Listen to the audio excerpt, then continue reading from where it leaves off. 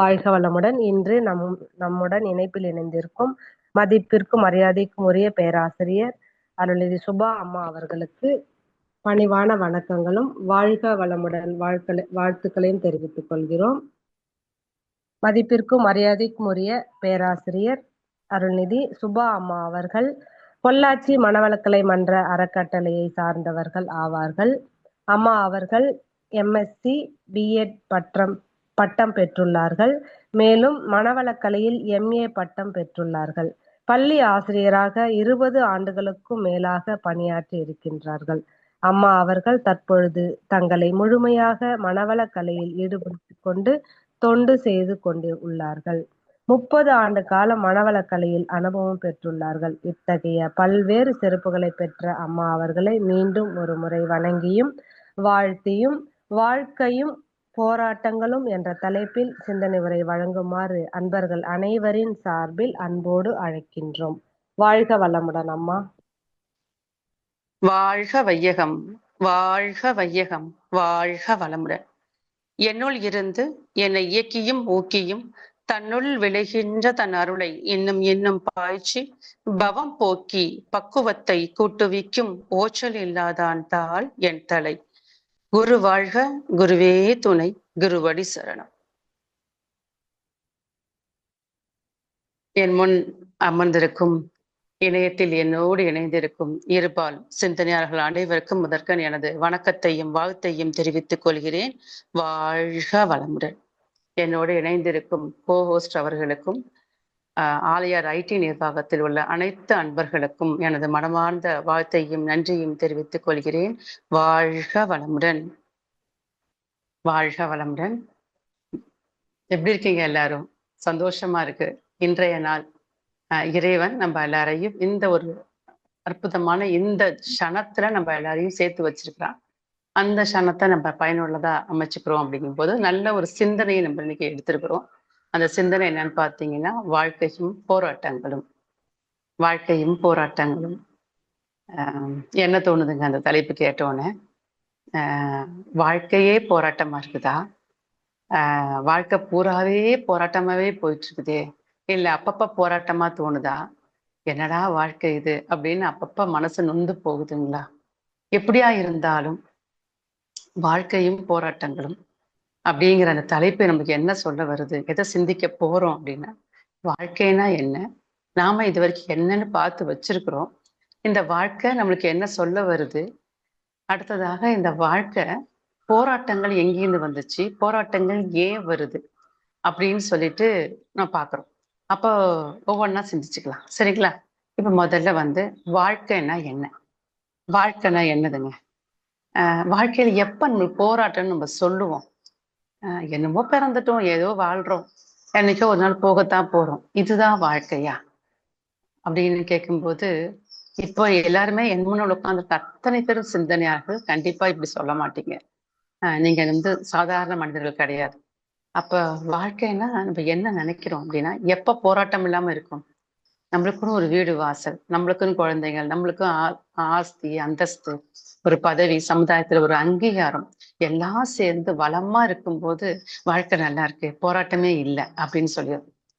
அப்போ இது எல்லாமே அமைக்கப்பட்டவங்களுக்கு போராட்டமே இல்லாம இருக்குதா? மாத்தி கேட்டு பார்த்தா கண்டிப்பா அவங்களும் சொல்றாங்க, இது எல்லாமே நம்ம என்னென்னலாம் இருந்தா போராட்டம் இல்லாம இருக்கும் நம்ம நினைச்சோமோ அது அத்தனையும் இருந்தாலும் நல்ல உறவுகள் இருக்கு, நல்ல ஆரோக்கியம் இருக்குது, எல்லாம் இருக்குது, ஆனா ஏதோ ஒண்ணு ஒரு குறையாவே இருக்குதுங்க அப்படின்னா ஏதோ ஒரு போராட்டமாவே வாழ்க்கை இருக்குது. அப்ப போராட்டம் நம்ம எதை சொல்றோம்? வாழ்க்கை என்ன சொல்றோம்? மறுபடியும் வரலாம். வாழ்க்கை அப்படிங்கிறது என்ன அப்படின்னா, நாம என்ன நினைச்சிட்டு இருக்கிறோம்? சாமிஜி ரொம்ப அழகா ஒரு வார்த்தை சொல்றாங்க, பிறப்பு இறப்பு இடையே பூ உலக வாழ்வு, இதை மறந்த நிலையில் உள்ள மதியின் போக்கே மாயை அப்படின்னு சொல்லுவாங்க. பிறப்பு இறப்பு இடையே பூ உலக வாழ்க்கை. எல்லாரும் பிறந்தாச்சு, பிறந்ததால தாங்க வாழ்றோம் அப்படின்னு நம்ம சொல்றோமா? இல்ல வாழ்றதுக்காகத்தான் பிறந்தமா? கண்டிப்பா பிறந்ததாலதான் வாழ்றோங்கிறவங்க சாதாரணமா வாழலாம். நம்ம எல்லாம் ஆன்மீகவாதிகள், கண்டிப்பா வாழ்றதுக்காகத்தான் அந்த பிறப்பே இறைவன் கொடுத்தான் அப்படிங்கிறது ஆணித்தரமா நம்ம புரிஞ்சுக்கணும். ஆணித்தரமா அழுத்தமா புரிஞ்சுக்கணும். வாழ்க்கை என்பது நம்மளோட ஒவ்வொருத்தரோட வாழ்க்கையும் இறைவன் கொடுத்த ஒரு கொடை அப்படிங்கிறாங்க மகான்கள். இறைவன் கொடுக்குறான் ஒரு கொடை, இந்தாப்பா நீ வாழ்க்கை. உனக்கு எல்லாம் கொடுத்துட்டு நீ வாழணும்னு இல்ல. நீ என்னென்ன உனக்கு இருக்குதோ அதை வச்சு நீ எப்படி முழுமையா வாழ்ற. ஆண்டியும் வாழ்றான், அரசனும் வாழ்றான், ஞானிகளா இல்ல சந்நியாசம் பெற்ற துறவிகளும் வாழ்றாங்க. எல்லோருக்கும் ஒரே வாழ்க்கைதான். வாழ்க்கை என்ன சொல்லுதுன்னா வாழ்தலை மட்டும் சொல்லுது, வாழணுங்கிறத மட்டும் தான் சொல்லுது. இந்த வாழ்க்கைய வாழாம நம்ம நம்மளோட பிரச்சனைகள் போராட்டங்கள் சொல்றது எல்லாமே மனம் சம்பந்தப்பட்டது தாங்க. இந்த மனம் தான் போராட்டத்தை சொல்லுது. அதுல சிக்கி நம்ம வாழ்றோமா, இல்ல ஒவ்வொரு நாளும் நம்ம வாழ்க்கையை புரிஞ்சிட்டு வாழ்றோமா அப்படின்னு சொல்லும்போது ஒரு அழகான ஒரு ஓமானம் மகான்கள் எல்லாம் சொல்றாங்க. சமைச்சு கூட சொல்லுவாங்க, வாழ்க்கை என்பது ஒரு வெள்ளத்துல படகு செலுத்துவது போன்றுன்னு சாமி சொல்லுவாங்க. அதே ஓமானம் எடுத்துக்கிறாங்க, அழகா சொல்றாங்க. வாழ்க்கை என்பது ஒரு ஓடம் போன்றது. ஓடம்னா என்னதுங்க? படகு. படகு எதுல போகும்? கண்டிப்பா நீர்நிலைகளை தாங்க போகும். நீர்நிலைகள்லாம் என்னது? ஆறுல ஆரம்பிச்சு ஒரு ஏரியா இருக்கட்டும், ஒரு சமுத்திரமாவே இருக்கட்டும், எதுவா இருந்தாலும் இந்த ஓடம், இந்த படகு அதுல பயணிக்கணும். ஒரு படகு அந்த நீர்நிலைகளை பயணிக்கும் போது படகு படகு கண்டிப்பா நீர்நிலை ஓடுற ஓட்டத்துக்கு ஒரு ஒரு இதுக்கும் அதுக்கும் முரண்பட்டு இருக்கும். அப்ப அந்த படகு 2 துடுப்பு கொண்டு பயணிக்கும் போது அந்த ஓட்டம் சுமூகமாக இருக்கும். அப்ப நீருக்கும், அந்த நீர்நிலையில உள்ள நீருக்கும் படகுக்கும் எப்பயுமே ஒரு போராட்டம் இருந்து கொண்டே இருக்கும். அது எந்த நீர்நிலைகளா இருந்தாலும் சரிதான், எதுவா இருந்தாலும் கண்டிப்பா படகுக்கும் அதுக்கும் ஒரு போராட்டம் இருக்குது. அப்ப வாழ்க்கையே ஒரு போராட்டம் சொன்னா, நம்ம வாழ்க்கை ஒரு ஓடம் போன்றதுன்னு சொன்னா, அந்த ஓடத்தை இந்த படகை ஓட்டி கொண்டிருப்பது யாருங்க? படகோட்டிகளாக நாம தான் படகோட்டி. நம்ம கையில கண்டிப்பா துடுப்பு இருக்கணும். அந்த துடுப்பு அந்த நீரோட்டத்துக்கு இசைவா, நம்ம நீரோட்டத்துல நல்ல இசைவா பயணிக்கணும் அப்படின்னா அந்த துடுப்பு போடுற ஒவ்வொரு அழுத்தமும் ஒவ்வொரு வேகமும் செம்மையா இருக்கணும். அப்படி செம்மையா அந்த படகோட்டி கரெக்டா துடுப்ப போடும்போது வாழ்க்கை இனிமையாக இருக்கும். இயற்கை ஒத்துழைப்பு கொடுக்கும், நீரும் வழிவிடும், நம்ம போறதுக்கு வழிவிடும், படகும் அழகாக மிதக்கும், பயணம் செய்ய முடியும். இதுதான். அப்ப இந்த ஒரு காலகட்டத்துல இதே மாதிரி நம்மளோட வாழ்க்கை நடக்குது. நம்மளோட என்னென்ன போராட்டங்கள் நாம பாக்குறோம், நாம இது வரைக்கும் எதை போராட்டங்களா நினைச்சிட்டு இருந்தோம், எது உண்மையான போராட்டம் அப்படிங்கிறத கொஞ்சம் சிந்தனைக்கு எடுத்துக்கலாம். முதல்ல போராட்டம். போராட்டம்னா என்னதுங்க? நம்மளுக்கு என்ன சொல்லுவோம்? எனக்கு நிறைய பிரச்சனைகள் இருக்குதுங்க. அது குடும்ப பிரச்சனைகளா இருக்கலாம், உறவுகள் பிரச்சனைகளா இருக்கலாம், தொழில் சார்ந்த பிரச்சனைகளா இருக்கலாம், இல்ல நம்மளோட உடல் சார்ந்த பிரச்சனைகளா இருக்கலாம். இதையெல்லாம் நம்ம பிரச்சனைகள்னு சொல்லிட்டு இதெல்லாம் எனக்கு போராட்டமா இருக்கு. இது எல்லாத்த விட மனம் சார்ந்த பிரச்சனைகள் தான் நம்ம அதிகமா பிரச்சனைகள்னே சொல்லுவோம். அது நம்மளுக்கு ஒரு போராட்டமா இருக்குது அப்படின்னு நம்ம சொல்லுவோம். சோ இது ஒவ்வொன்னா போராட்டமா அப்படிங்கறத ஒவ்வொன்னா பார்த்துடலாம். சரி, வாழ்க்கை பிறப்பெடுதாச்சு சொல்றோம்ல ஒரு டைலாக், வாழ்க்கையே போராட்டம் சொல்றோம். இந்த வாழ்க்கை நான் என்னைக்கு பிறந்தோனோ அன்னையிலிருந்தே போராட்டம் தான், எனக்கு வாழ்நாள் பூரா போராட்டம் தான் அப்படின்னு சொல்றோம் இல்லையா? உண்மையிலேயே இந்த பிறப்பு நம்ம கையில இருந்துச்சுங்களா? கண்டிப்பா நம்ம கையில இல்லை.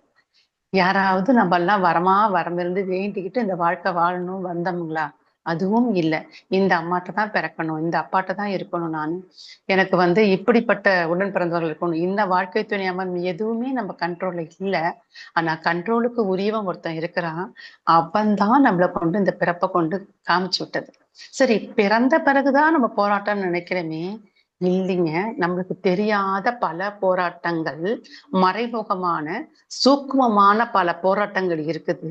அந்த சூக்குமமான போராட்டங்கள்லாம் நம்ம கவனிக்காம விடுறதாலதான் நம்மளுக்கு கண்ணுக்கு சில பிரச்சனைகளை போராட்டங்களை நம்ம பாக்குறோம். அந்த சூக்குமமான போராட்டங்களோட வேல்யூ தெரிஞ்சதுன்னா இப்ப நம்மளுக்கு கண்ணுக்கு தெரியற போராட்டங்களா ஒண்ணுமே இல்லை அப்படின்னு புரிதல் வரும். சரி, சூக்குமமான போராட்டங்கள் நம்ம வாழ்க்கையில எங்கெங்க நடக்குதுன்னு பார்க்கலாம். பிறப்பு. பிறப்பு எடுத்தாச்சு. ஜனனம். ஜனனம் எடுத்து இந்த பூமியில விழுந்தாச்சு. பூமி தாய் அள்ளி அரவணைச்சிட்டா. தாய் தந்தைகள் நம்மள அப்படியே தூக்கி கொண்டாடி வளர்த்து விட்டாங்க. இதுதான் நாம நினைச்சிட்டு இருக்கிறோம். நம்மளோட பிறப்புக்கு இயற்கை இறைவன் என்னென்ன போராட்டம் எடுத்தது? முதல் ஸ்டெப், பூமியில பிறந்தது. பிறக்கிறதுக்கு முன்னாடி அம்மாவோட கருவறையில அப்பாவோட வித்து பையில் இருந்து வெளிவந்த விந்தணுக்கள் மிகப்பெரிய ஒரு போராட்டம் நடத்தியே அம்மாவின் கருவறைக்குள் உள்புகுந்தது. இது எப்படி சொல்றாங்கன்னா, இது ஒரு பிரளயம் மாதிரி. ஒரு ஒரு பிரபஞ்சத்துல ஒரு பிரளயம் வெடிக்குது அப்படின்னு சொன்னா நம்ம எந்த அளவு கண்டு மிரளுவோம். அதே போல ஒரு இறைவன் ஒரு சூக்குமமான ஒரு வேலைய ஒரு தாயோட கருவறையில தந்தையின் விந்தணுக்களை அனுப்பும் போது நடக்குது. நம்ம நினைச்சிட்டு இருக்கோம் தாயோட கருவறையில கர்ப்பப்பையில இது விந்தணு போயிடுச்சுன்னு. நம்ம நினைக்கிற மாதிரி ஈஸியெல்லாம் இல்லைங்க.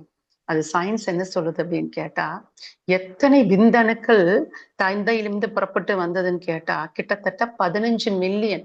1 மில்லியன்னா 10 லட்சங்க. அப்ப கிட்டத்தட்ட 150 லட்சம். 1.5 கோடி விந்தணுக்கள் தந்தை தகப்பனாட்டிருந்து வெளியே வந்தது. அதுல ஒண்ணு மட்டும்தான் முந்திக் கொண்டது. அந்த முந்திக் கொண்டது எதுவோ அந்த ஒன்று தான் தாயின் கருப்பையை அடைந்தது. அது அது இத்தனையில இது ஒரு ரன்னிங் ரேஸ் மாதிரி இத்தனை இருக்குது. அதுல ஒண்ணு மட்டும் எவ்வளவு ஒரு ஃபோர்ஸா எவ்வளவு ஒரு வேகத்தோட புறப்பட்டும் எல்லாத்தையும் முந்திக்கிட்டு போய் தாயின் கர்ப்பப்பையில உள்ள போச்சு. அங்க நடக்கிற ஒரு மேஜிக், அடுத்த ஒரு அதிசயம் என்ன அப்படின்னு பாத்தீங்கன்னா, சயின்ஸ் சொல்லுதுங்க, உள்ள போனோடனே ஒண்ணுதான் இது உள்ள போக முடியும். உள்ள கர்ப்பப்பைக்குள்ள உள்ள போனோடனே டக்குன்னு கர்ப்பப்பையை சுத்தி உள்ள அந்த சர்ஃபேஸ ஃபுல்லா அது என்ன பண்ணிடும்னா பிளாக் பண்ணிரும். மத்த எந்த விந்தணுக்களும் உள்ள போகாத அளவு. எவ்வளவு ஒரு துடிப்பு இருந்தா அந்த ஒண்ணே 1.5 கோடி விந்தணுக்கள் புறப்பட்டு வந்த ரேஸ்ல ஜெயிச்சு உள்ள போய் மத்தத உள்ள வராம தடுத்து வைக்கக்கூடிய சக்தியோட இருக்குதுன்னா, இப்ப சொல்லுங்க நம்ம எத்தனை ஒரு போராட்டத்தோட அது அவ்வளவு ஒரு உந்து சக்தியோட வந்திருக்கும். அப்ப யோசிச்சு பாருங்க, நம்ம பிறந்ததெல்லாம் ஏதோ சும்மா தின்று திரிந்து உறங்கி சென்று போகவா பிறந்தோம் சாமி சொல்லுவாங்க. கண்டிப்பா இல்லைங்க. சும்மா பறக்கிறதுக்கெல்லாம் அந்த விந்தன் அத்தனை போராட்டம் பண்ணி இந்த தாயின் கர்ப்பப்பையில உள்ள நுழையல். அப்ப அந்த விந்தனும் ஒரு அதை உந்தியது எது? அத்தனை விந்தனிலும் எது முந்திக் கொண்டது? எது முந்திக் கொண்டதோ அது அதிகமாக உந்தப்பட்டது. எது அதை அதிகமாக உந்த வச்சது? மாத்தி கேட்டு பாத்தீங்கன்னா ஒண்ணுதாங்க. அத்தனைக்கும் வினை இருக்கும், அத்தனை விந்தனுக்கும் வினை இருக்கும். அதோட வினையின் வேகமும் அழுத்தமும் அதிகமா இருக்கிறதாலதான் அந்த ரன்னிங்ஸ்ல ஜெயிச்சு உள்ள போச்சு. அப்ப அந்த அந்த வேகம் தந்தது எது? மியூட்டேஷன் சொல்லுவாங்க. உந்து சக்தி, உந்து வேகம், மியூட்டேஷன். அது சாமிஜி ரொம்ப அழகா சொல்லுவாங்க. சாமிஜி அழகா ஒரு பாடல சொல்லியிருப்பாங்க. வினை பதிவாம் சுமையை விடுத்து தூய்மை பெறவே நிலமாய் உடல் எடுத்தேன் நிலம் மீது விழுந்த பின்னே எனை மறந்தேன் எந்தன் வினை மறந்தேன் ஆனால் நீ இறைவா உனை மறந்தேன் ஆனால் நீ உள்ளிருந்து எனை மீட்டு அப்படின்னு சொல்லுவாங்க. வினைப்பதிவ இறக்கிறணும், இந்த சுமைய கழிச்சிடணும்னு அந்த விந்தணுக்கள்ல பதிஞ்ச இந்த பதிவு அதுல எது அதிகமா பதிஞ்சதோ அதை உந்தி கொண்டு பிறப்பெடுத்தது. அதை கழிக்குதான் இந்த பிறப்பி. வச்சிருக்கிற அத்தனை கர்ம மூட்டையிலும் கழிச்சிடணும் அப்படின்னு தான் வந்திருக்கிறோம். ஆனா வந்த நேரத்துல நம்ம கர்ம மூட்டையை கழிச்சோமா அதிகமா சேர்த்துட்டோமாங்க? கொஞ்சம் யோசிச்சு பாருங்க. ஒன்னா யோசிச்சு பாருங்க, நம்ம எவ்வளவு கர்ம மூட்டையை சேர்த்திருக்கோம். அப்ப வந்தது அதுக்குத்தான். மறுபடியும் சொல்றாங்க, வினைப்பதிவாம் சுமையை விடுத்து தூய்மை பெறவே. அதுல உள்ள அத்தனை கலங்கங்களும் விடுத்துட்டு நான் தூய்மை பெறணும். தூய்மை பெறவே நினைவாய் உடல் எடுத்தேன். நிலம் மீது விழுந்த பின்னே என்னை மறந்துட்டேன், எந்த வினையும் மறந்துட்டேன், உன கூட மறந்துட்டேன் இறைவா. ஆனால் நீ உள்ளிருந்து என்னை மீட்டு. சாமிஜி மட்டும் மீட்டலைங்க, நம்மளையும் மீட்டிருக்கிறதாலதான் நம்ம உட்கார்ந்து இப்ப கேட்டுட்டு இருக்கோம். சோ முதல்ல நம்ம பிறப்புக்கு முன்னாடியே வினை நம்ம விந்தணு மிகப்பெரிய ஒரு போராட்டம் நடத்தி இந்த பிறப்பை கொடுத்திருக்குது. இந்த பிறப்பை கொடுத்தாச்சு, வந்தாச்சு, அம்மாவோட கர்ப்பப்பையில இருந்தாச்சு. நாம யாருமே அம்மா எந்த ஒரு உருவத்துக்கும் எந்த ஒரு சிசுவுக்கும் தாயோ தகப்பனோ இந்த கலர்ல பிறக்கணும், இந்த உருவத்துல பிறக்கணும், இந்த புத்திசாலித்தோட பிறக்கணும் எதுவுமே யாரும் நிர்ணயிக்கப்பட முடியாது. அது இறைவனோட கண்ட்ரோல் தான். அவன் தான் கரெக்டா அந்த வினைக்கேத்தபடி உருவத்தை உடலை ஒரு நிறத்தை ஒரு தோற்றத்தை ஒரு புத்திசாலித்தனத்தை எல்லாத்தையும் அந்த வினையை அடக்கி வச்சுட்டு அப்படியே பூரிச்சு ஒரு குழந்தையாக உருவெடுத்து உடல் வந்துருச்சு.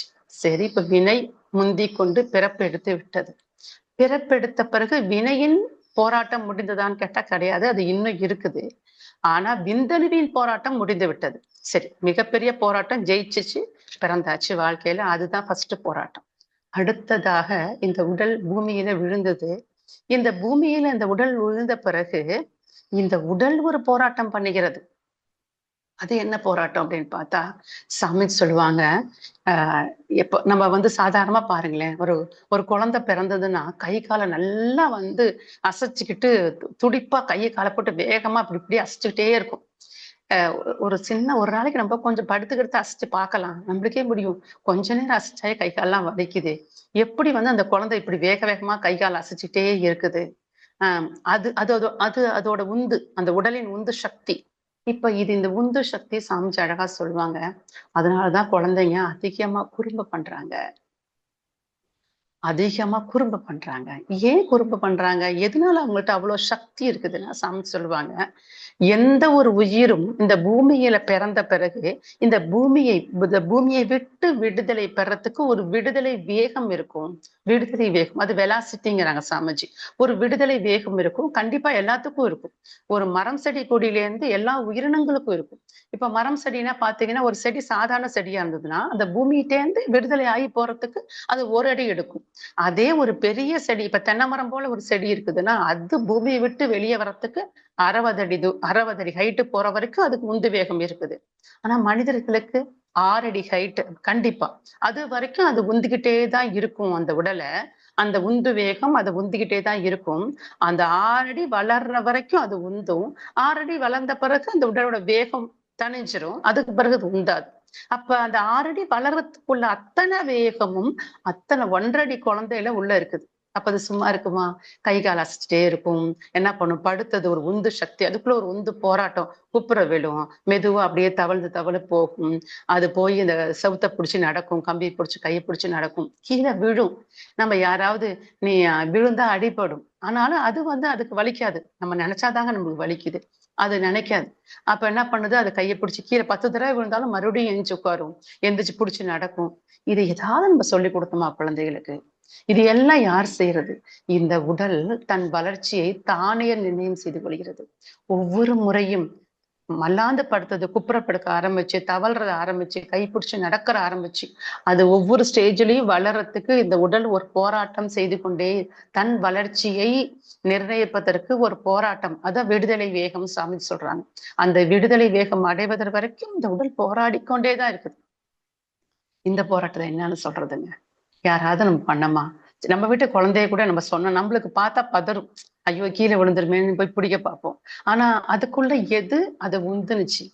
எது அந்த போராட்ட குணத்தை கொடுத்துச்சு? அந்த உடல் தானே. உடல் அது மட்டுமா அங்க போராடுது?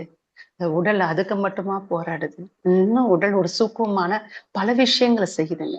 நம்ம சாப்பிட்ற சாப்பாடு மட்டும் வயிற்றுக்குள்ள போக்குறது மட்டும் நம்மளுக்கு கண்ணுக்கு தெரியுது. இந்த பாருங்க, இந்த பஞ்ச இந்திரியங்கள் இருக்கு. பஞ்ச இந்திரியங்கள் இந்த உடல் அல்லாத ஒரு விஷயம் உள்ள போனா உறுத்திக்கிட்டு வெளியே தள்ளிடும். அந்த உடல் உறுத்திக்கிட்டு வெளியே தள்ளும். எப்படி பாருங்களேன், கண்ணுல ஒரு சின்ன தூசி வருது, டக்குன்னு கண்ணு கலங்கி கண்ணீர் வெளியே தள்ளுது. மூக்குல தேவையில்லாத ஒண்ணு போச்சுன்னா தும்மல் போட்டு வெளியே தள்ளுது. சாப்பிடுறோம், பல்லுல ஏதோ ஒண்ணு இடுக்குல ஒட்டிட்டு இருக்குது. அப்ப என்ன பண்ணுதுங்க, நாக்கு பயன்படுத்தி சுரண்டு சுரண்டு நாக்கு வழியா பல் இடுக்கல் உள்ளதை வெளியே தள்ளுது. இதெல்லாம் யார் சொல்லி கொடுக்குறா? காதுக்குள்ள ஏதோ ஒண்ணு போயிடுச்சு, அது உடனே பொண்ணு ஏதோ ஒண்ணு சின்ன மெல்லிசா இருந்தா கூட ஏதோ ஒண்ணு குடைஞ்சு வெளியே தள்ளிடணும், எடுத்துடணும், ஏதோ பூச்சி ஓடுற மாதிரி இருக்கு அப்படின்னு. நம்ம உடம்ப எடுத்துக்குங்க, சும்மா உட்கார்ந்தா கூட ஏதோ ஒரு சிறு எறும்பு இருந்தா கூட மெதுவா ஊறுறது, தொடு ஒண்ணு ஸ்கின் காமிச்சு கொடுத்துரும். என்ன இல்லாத ஒருத்தவன் உள்ள வர்றான், நீ அவனை கையால தட்டிடு. இது மூளைக்கு கால் நடக்கும்போது ஒரு சின்ன முள்ளு கால்ல குத்துது, முள்ளு குத்திருச்சு எடுன்னு எந்த கமெண்ட்டும் மூளைக்கு போகல, ஆட்டோமேட்டிக்கா கை அங்க போகுது, முள்ள எடுத்துருது. இப்பேற்பட்ட ஒரு உத்தமமான ஒரு வேலைய தனக்கு ஒவ்வாத ஒன்று உள்ள வரும்போது உடனே ரிஜெக்ட் பண்ணி போராட்டம் பண்ணி வெளியே தள்ளுறதுக்கு இந்த உடல் செய்யும் போராட்டங்கள் எத்தனை எத்தனை.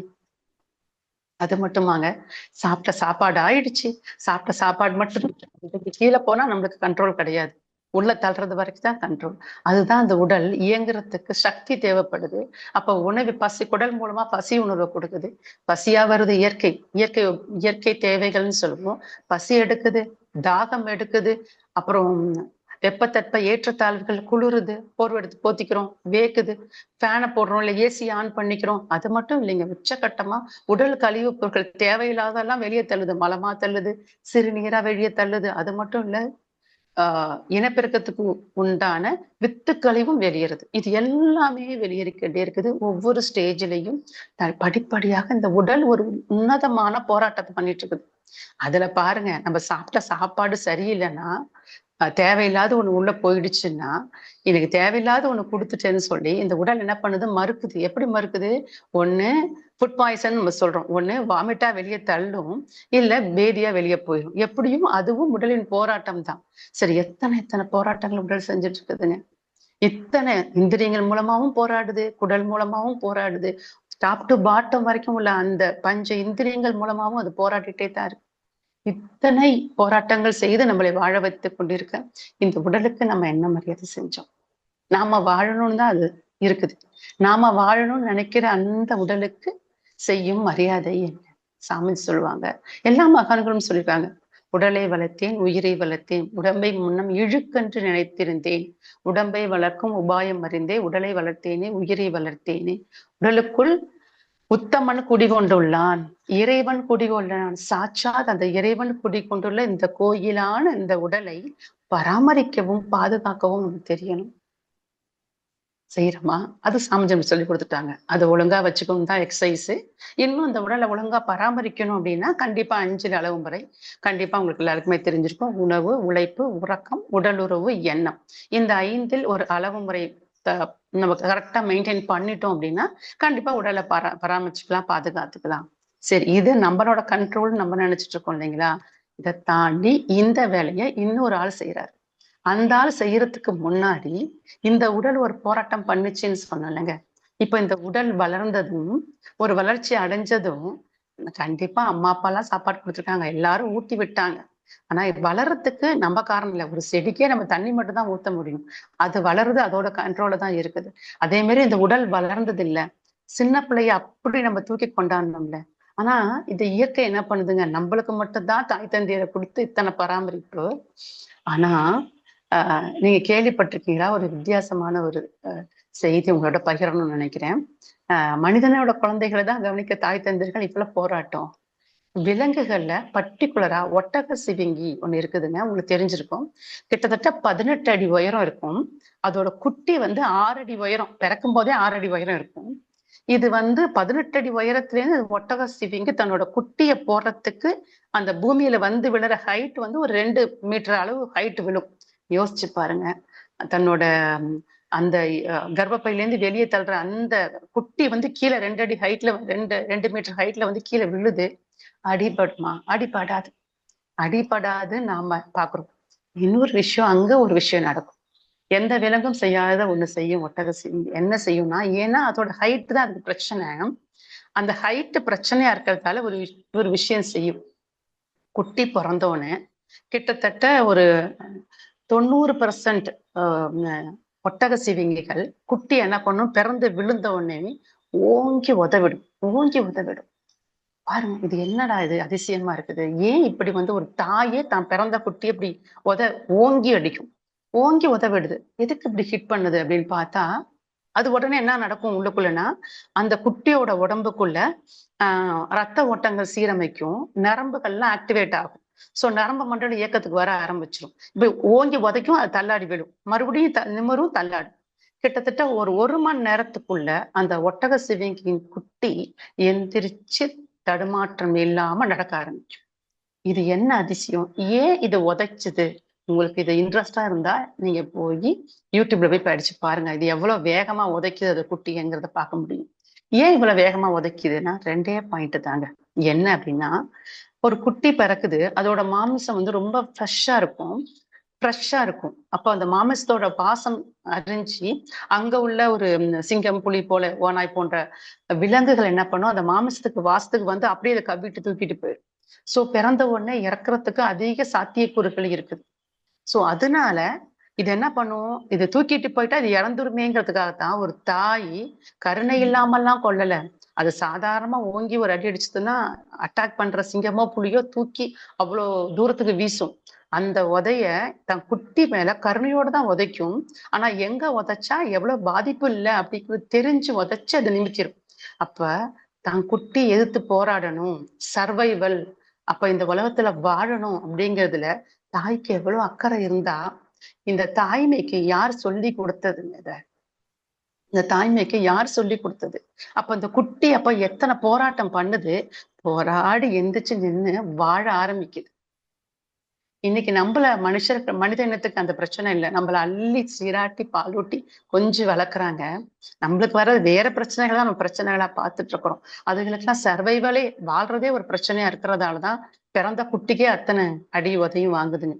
சோ இதே மாதிரி இப்ப இந்த உடல் அவ்வளோ நம்ம சமுதாயம், நம்மள தாய் தந்தையர்கள் எல்லாம் சேர்ந்து அள்ளி அரவணைச்சு எல்லாம் ஊட்டச்சத்து கொடுத்து வளர்த்துட்டாங்க.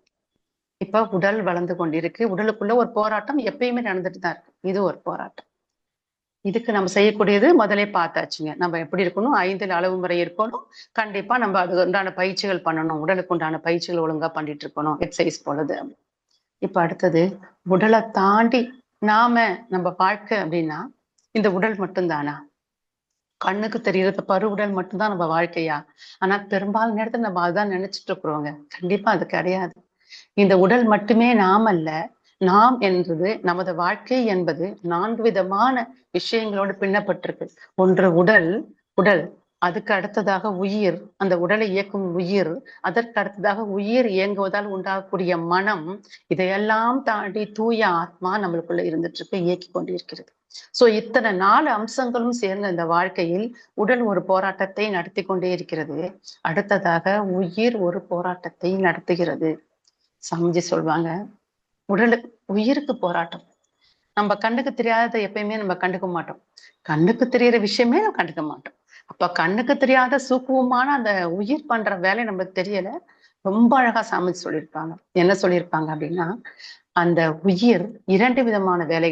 கோடிக்கணக்கான உயிர் துகள்கள் இந்த உடல் கருமையத்தை மையமா கொண்டு அப்படியே இயங்கிட்டே இருக்குது.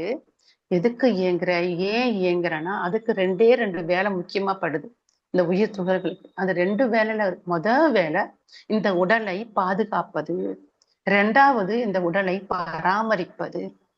எப்படி பாதுகாக்குது அப்படின்னு கேட்டா, இப்ப நீங்களே எடுத்துக்கோங்களேன்.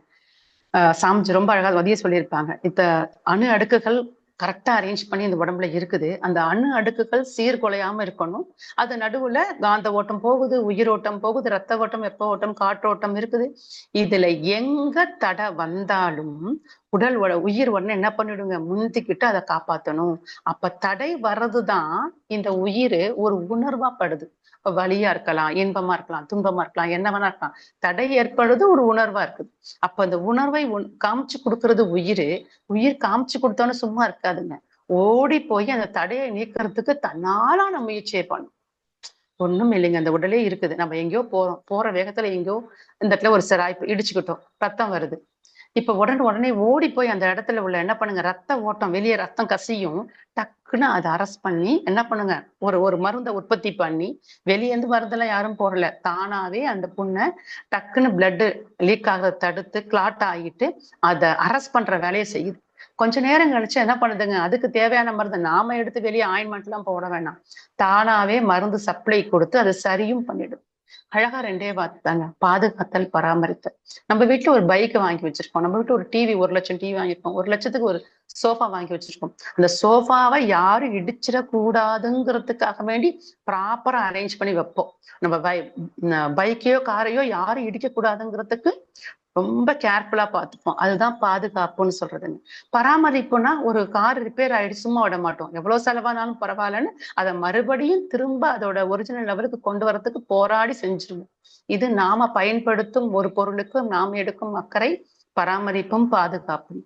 இதே போலதாங்க நம்ம உடலை பாதுகாக்கணும், பராமரிக்கணும்னு நம்ம வாழணுங்கிறதுக்காக கோடிக்கணக்கான உயிர் துகள்கள் அழகா நம்மளை பார்த்துக்கிட்டே இருந்து கரெக்டா சின்ன சின்ன விஷயங்கள் வேறு கிருமி உள்ள போச்சா அது உடனே அவனை வெளியே அனுப்பணும். அப்பதான் சின்ன சளியாவோ, ஃபீவராவோ, இல்ல வாந்தியாவோ, பேதியாவோ, இல்ல ஒரு நோய் எதிர்ப்பு சக்தியை கொடுத்து போராடி வெளியே தள்ளக்கூடிய அத்தனை வேலைகளையும் இந்த உயிர் சக்தி எத்தனை துல்லியமா செய்யுது. அதே உயிர் சக்தி தான் சாப்பிட்ட சாப்பாடை 7 தாதுக்களா மாத்தி நம்மளுக்கு இன்னும் சக்தி கொடுத்துட்டு இருக்குது. இந்த 2 வேலையை மட்டும் மெயினா ஞாபகம் வச்சுங்க. பாதுகாத்தல், பராமரித்தல். இப்ப அதுக்கு என்ன நெசசிட்டி? இந்த உடலை பாதுகாக்கவும் பராமரிக்கவும் போராடணும். போராடுதுங்க. இந்த உடல் இந்த உயிரோடு போராடுது. எது நாள் வரைக்கும்? பிறந்த நாள்ல இருந்தே ஆரம்பிச்சுட்டு அதோட போராட்டம். எது வரைக்கும் போராட்டம் இருக்கும்? இந்த உடல் இந்த உயிரை விட்டு பிரியற வரைக்கும் போராடும். இந்த போராட்டம் என்னால் இந்த உடலை பராமரிக்க முடியல, பாதுகாக்க முடியலன்னு என்னைக்கோ ஒரு நாள் அந்த உயிருக்கு தோணும் போது, அந்த போராட்டம் தோத்து போகும் போது அந்த உடலை விட்டு அது பிரிஞ்சு போயிடும். அப்ப இத்தனை நாள் வாழும் வாழ்நாட்கள் பூரா நம்மள அப்படியே அரவணைச்சு இப்படி ஒரு சக்தி நம்மளை பாதுகாக்குது. இதை பத்தி நம்ம என்னைக்காவது ஆழமா யோசிச்சிருக்கோமா? நம்மள யாராவது ஒருத்தங்க நம்ம வீட்டுல ஒரு வேலைக்காரங்க நல்லா வேலை செஞ்சா நம்மளுக்கு ஒரு விசுவாசம் இருக்கும் அப்படின்னா, நாம வாழணுங்கிறதுக்காக இந்த உடலை பராமரிக்கவும் பாதுகாக்கவும் அவ்வளவு ஒரு போராட்டம் இந்த உயிர் துகள்கள் பண்ணிட்டு இருக்கே. இந்த சூக்குவமா இருக்கிற இந்த உயிர் துகள்களுக்கு என்னைக்காவது நம்ம நன்றி சொல்லியிருக்கோமாங்க? எனக்கு ஒரு தடவை இதை பத்தி யோசிக்கும் போது எனக்கு அழுக வந்துச்சு. இந்த உயிர் துகளுக்கு நான் என்ன செஞ்சிட போறேன், என் நன்றியை நான் எப்படி காமிச்சிட போறேன் அப்படின்னு எனக்கு அழுக வந்துச்சு. இப்ப கூட எனக்கு லேசா வருது. ஏன்னா அது கண்ணுக்கு தெரியல. கண்ணுக்கு தெரியாத உயிர் துகள்கள் நாம வாழணும்னா அந்த உடல் நல்லா இருக்கணும், உடலை கொண்டு வாழ்றோம் அப்படிங்கிறதுக்காக அத்தனை போராட்டம் பண்ணி நம்மளை வாழ வச்சிட்டு இருக்கிற அந்த உயிர் துகள்களுக்கு நாம என்ன செஞ்சிட போறோம்? ஒரு நன்றி உணர்வு. அதுகிட்ட நம்ம பேசுற ஒரு மொழி என்னங்க? பேசலாம். அதுகிட்ட நம்ம கேட்டா அது நம்மகிட்ட பேசும். எப்படி பேசும்? உடல் மொழின்னு ஒண்ணு இருக்குதுங்க. சொல்லுவாங்கல்ல, உடல் பேசும். நம்ம இன்னும் மனுஷங்கிட்ட பேசிட்டு இருக்கோமா? அந்த உடல்கிட்ட பேசி பழகலைங்க. உடல்கிட்டையும் பேச முடியும். உடலும் அறிகுறிகள் மூலமாக, உணர்வு மூலமாக நம்மளோட பேசும். உயிரும் உணர்வின் மூலமாக நம்மளோட பேசும். காந்தமும் பேசும். நம்ம மகரிஷி சொன்னதுல ஆன்மீகத்துல நம்ம எல்லாருமே இருக்கோம் இல்லைங்களா?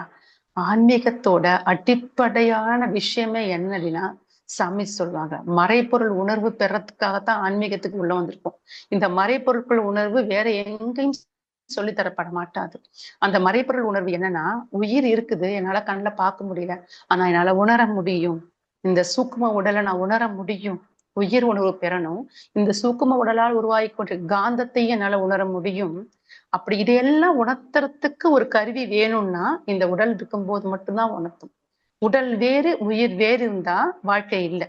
உடல் தனியா இருந்தா வாழ்க்கை இல்லை, உயிர் தனியா இருந்தாலும் வாழ்க்கை இல்லை.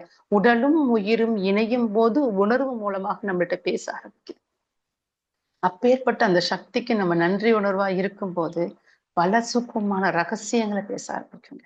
அப்படித்தான் மகான்கள்ட்டையும் மகரிஷிகள்ட்டையும் சித்தர் புருஷர்கள்ட்டையும் அது பேசுது. உயிர் பேசுது. அது உயிரின் போராட்டம். அதை நம்ம மதிக்கணும். அதுக்கு நம்ம வணங்கணும். அதுக்கு நம்ம நன்றி உணர்வு சொல்லணும்.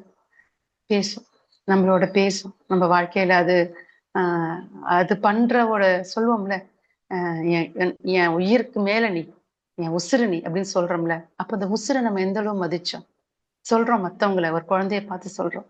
இந்த உயிரை நம்ம எந்த அளவு மதிச்சோம், எந்த அளவு போற்றணும், எந்த அளவு நன்றியோட இருக்கிறோம். உயிருக்கு கொடுக்கும் உணர்வு தான். கவனம் கொடுத்தாலே போதும், உணர்வு வரும். பேர்பட்ட அந்த உயிரின் போராட்டத்தை விடவா நம்ம போராட்டம் இருக்கு? வாழ்க்கையின் இறுதி வரைக்கும், மரணம் வரைக்கும் அந்த உயிர் போராடிட்டு கொண்டுதான் இருக்கு. யாருக்காக? நமக்காக. எதற்காக? வாழ்வதற்காக. எப்படி வாழ்வதற்காக இறைவன் இந்த வாழ்க்கையை கொடுத்திருக்கிறான்? சந்தோஷமாக, சுபிட்சமாக வாழ்க்கையை புரிந்து கொண்டு வாழ்வதற்காக வந்தது வாழ்வு. ஆனா வாழ்க்கையை புரியாமலத்தான் வாழ்க்கையை கண்டு திகைச்சு போய் நிக்கிறதாதான் நம்மளுக்கு என்ன ஆகுதுங்க? போராட்டமாவே வெளியில உள்ள போராட்டங்களா நம்ம போராட்டங்களா நம்ம பார்க்க ஆரம்பிச்சிட்டோம். உயிரின் போராட்டம் மிகப்பெரியது. அடுத்ததாக மனதின் போராட்டம். மனம் இப்பதாங்க நம்மளுக்கு பிரச்சனை. இவர்தான் தலைவர். இந்த மனம் தான் போராட்டங்கள் அப்படிங்கிற விஷயத்துல மனதின் போராட்டங்கள் என்னென்ன அப்படின்னு பார்த்தா, மனம் போராட்டங்கள் மனசுக்கு எங்க வந்துச்சு? முதல்ல போராட்டம் அது ஏன் போராட்டமா பாக்குதுன்னா, எது முரண்படுதோ, இந்த மனம் ஒரு கொள்கை வச்சிருக்கோம், மனம் ஒரு ஆசை வச்சிருக்கோம், மனம் ஒரு கற்பனை வச்சிருக்கோம், மனம் ஒரு எதிர்பார்ப்பை வச்சிருக்கோம், ஒரு எல்லை கட்டி இருக்கும். இதுக்கெல்லாம் தடை எங்கெல்லாம் வருதோ அதெல்லாம் பார்த்து போராட்டமா நினைச்சுப்போம் இந்த மனசு. என்னடா இது, இந்த என்னை வந்து நான் வந்து என் பிள்ளைய மாத்த முடியல, என் மனைவியை மாத்த முடியல, என் கணவரை மாத்த முடியல, என்ன போராட்டம், நான் வேலைக்கு போறேன் அங்க யாரையும் என்னால மாத்த முடியல, அங்க என்னால உடன்பட்டு வாழ முடியல இப்படின்னு சொல்லி போற எல்லா விஷயத்தையும் போராட்டமா பார்க்க ஆரம்பிச்சிருச்சு. போராட்டம் எங்கன்னா இதால அதை ஏற்றுக்கொள்ள முடியல, அதனால அது போராட்டமா பார்க்க ஆரம்பிச்சிருச்சு. அப்ப ஏற்றுக்கொள்ளும் சக்தியும் திறனும் வந்துச்சுன்னா அது போராட்டமா பார்க்குமா? அப்ப என்ன இந்த இத்தனை நம்ம வாழ்க்கையில போராட்டம்னு பாக்குறது இந்த மனம் மட்டும்தான். இந்த ஒரு கண்ணாடி பொருள். இது அழகா சாமி சொல்லுவாங்க. 3 விஷயத்தான் லாக் ஆகி நிக்குதுங்க அது மனம். சாமிஜி ரொம்ப அழகா சொல்லுவாங்க. அப்படி ஃபர்ஸ்ட் பாயிண்ட் சொல்லும்போது சொல்லுவாங்க, இது வந்து இந்திரியங்கள்ல வந்து தன்னைத்தானே அடமானம் வச்சிருச்சு. எவ்வளவு அழகான வார்த்தை பாருங்க. இந்திரியங்கள்ட இந்திரிய மயக்கத்துல போய் தன்னை சிக்க வச்சுக்கிட்டு அடமானம் வச்சுட்டு, அடமானம் வச்ச பிறகு மீட்டு நம்ம தானே எடுக்கணும். மனம் வந்து பயங்கர புத்திசாலி. நம்ம அது அது அடமானம் தன்னைத்தானே வச்சுட்டு, இப்போ ஒரு குருவின் தீட்சை வந்த பிறகு அதுக்கு தெரியும் எப்படி மீட்டெடுக்கிறதுங்கிற விஷயம். அப்ப தன்னைத்தானே மீட்டெடுக்கக்கூடிய சக்தியும் அதுக்கு இருக்குது. அதுதான் குருபுரம் நமக்கு 2 விஷயம் கொடுத்துட்டாங்க. இப்போ 2 விஷயம், அந்த 2 விஷயம் என்னன்னு பின்னாடி பார்க்கலாங்க. அது மனம் என்ன பண்ணுது முதல்ல, அதை கண்டு அச்சம் அடையுது, ஐயம் கொள்ளுது. ஒரு ஐயம், சந்தேகம். என்னால இவங்க கூட வாழ முடியுமா? அப்புறம் இதை கண்டு பயப்படுது. இதை செஞ்சா இது என்ன ஆகுமோ ரிசல்ட் அப்படின்னு கற்பனையில ஐயமும் அச்சமும் கொள்ளுது. இந்த ஐயம் அச்சம் தான் என்ன ஆகுது, இவங்க கூட எனக்கு ஒரே போராட்டமா இருக்குது, நம்ம டயலாக் ஒரு அளவுக்கு நம்மள பண்ணி வச்சிருக்கு. ஐயம் அச்சம் எப்படி வந்துச்சு? மறுபடியும் வாங்க. ஃபர்ஸ்ட் எக்ஸாம்பிள், ஒரு ஓடம் போகுது. ஒரு ஓடத்துல படகோட்டி துடுப்பு வச்சு போயிட்டே இருக்கிறான். அவனோட போராட்டம் எங்கெங்க? படகுக்கும் ஒரு நீருட்டுக்கும் ஒரு போராட்டம். இது நார்மல், இதான் வாழ்க்கை, இது போராட்டம் போயிட்டு இருக்குது. இப்ப நல்லா காற்று பலமா அடிக்குது சமுத்திரத்துல. இப்ப அந்த படகோட்டி அச்சம் கொண்டுட்டான்.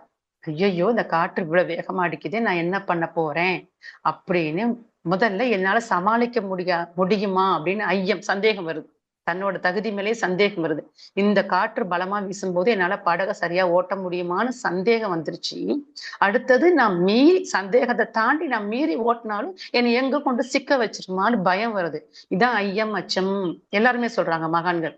இந்த 2 வந்த உடனே மனசு போராட்ட ஆரம்பிச்சிருச்சு. இப்ப இந்த படகோட்டி சப்போஸ் அந்த அச்சம் வந்துருச்சு, அப்ப என்ன பண்ணுவான்? அப்படியே நின்றுவான். படக ஃபர்தரா மூவ் பண்ண மாட்டாங்க. இப்ப அப்படியே நின்றுடும். அப்ப என்ன பண்ணுவாங்க? தானே வர்ற போர்ஸுக்கு குப்புற கவிழ்த்து சாய்ச்சி விட்டு வாழ்க்கையை முடிச்சிடும். இப்பதான் நம்மளுக்கு மகான்களும் மகரிஷிகளும் நம்மளோட குருமார்களோட உதவி நம்மளுக்கு வந்து காப்பாத்துது. இந்த மன போராட்டங்களுக்கு ஐயமும் அச்சமும் கொண்ட இந்த மனம் போராடுது. அப்ப இதுக்கு வந்து உறுதுணையா சப்போர்ட் பண்ணக்கூடியது யாரு அப்படின்னா, தன்னம்பிக்கை உடையவன், தன்னை நம்பக்கூடியவன், தன் திறனை நம்பக்கூடியவன் காற்றையும் மீறி கிழித்து கொண்டு படகை ஒட்டி கடந்து விடுவான். அப்ப அதே மாதிரி இந்த வாழ்க்கையில நம்மளுக்கு தன்னம்பிக்கை வேணும்னா, மனசுக்கு அவ்வளவு சீக்கிரம் வரணும்னா, சாதாரண மனசு பயம் கொள்ளும், சந்தேகம் கொள்ளும், 2ம் கொள்ளும். ஆனால் யார் கொள்ள மாட்டாங்க? மனதின் தன்மையை புரிந்து கொண்டவர்கள். மனதை, அதுதான் சாமி சொல்றாங்க, 2 துடுப்புன்னு சொல்லும் போது, ஒன்று அகத்தாய்வு, ஒன்று அகத்தவம். மனம் தன்னைத்தானே அடகு வச்சுட்டுன்னு சொன்னாங்களே சாமிஜி. அடுத்த பாயிண்ட் சொல்லுவாங்க சாமிஜி. மனம் தன்னை தனக்குத்தானே வைத்தியம் செய்து கொள்கிறது. என்ன வார்த்தை பாருங்க. மனம் தனக்குத்தானே வைத்தியம் செய்து கொள்வதுதான் அகத்தாய்வு. முடிஞ்சிச்சு. அப்ப அகத்தாய்வு, என்னால இது முடியுமா?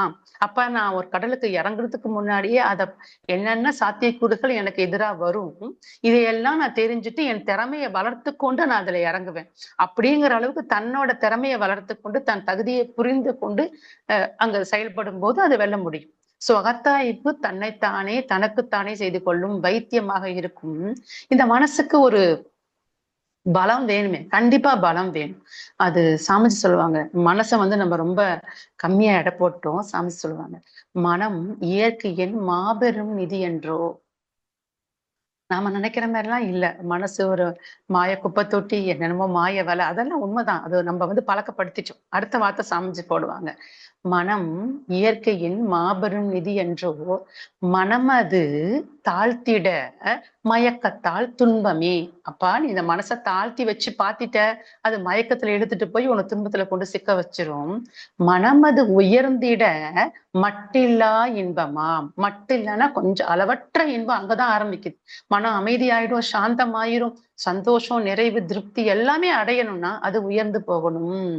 மனதிலே உள்ளதெல்லாம் மற்றெங்கு தேடுவீர். நம்ம என்ன பண்றோம்? இந்த போராட்டத்தை ஜெயிக்கிறதுக்கு எனக்கு வேற யாரும் உறுதுணை பண்ண மாட்டாங்களா அப்படி இப்படின்னு வெளியே போய் மத்தவங்கள்ட்ட கெஞ்சிக்கிட்டு, மத்தவங்கள்ட்ட சின்ன சின்ன எதிர்பார்ப்புகளை வச்சுக்கிட்டே யாரும் நம்மளுக்கு உதவுதுன்னு சொல்லி மத்தவங்களையும் நொந்து கொண்டு நம்ம வாழ்க்கையும் நொந்து இல்ல. இதுல உள்ள சக்தி வேற எதுலயும் இல்லப்பா. இத நீ பக்குவப்படுத்து, பயன்படுத்து. இதன் பலத்தை நீ கூட்டு.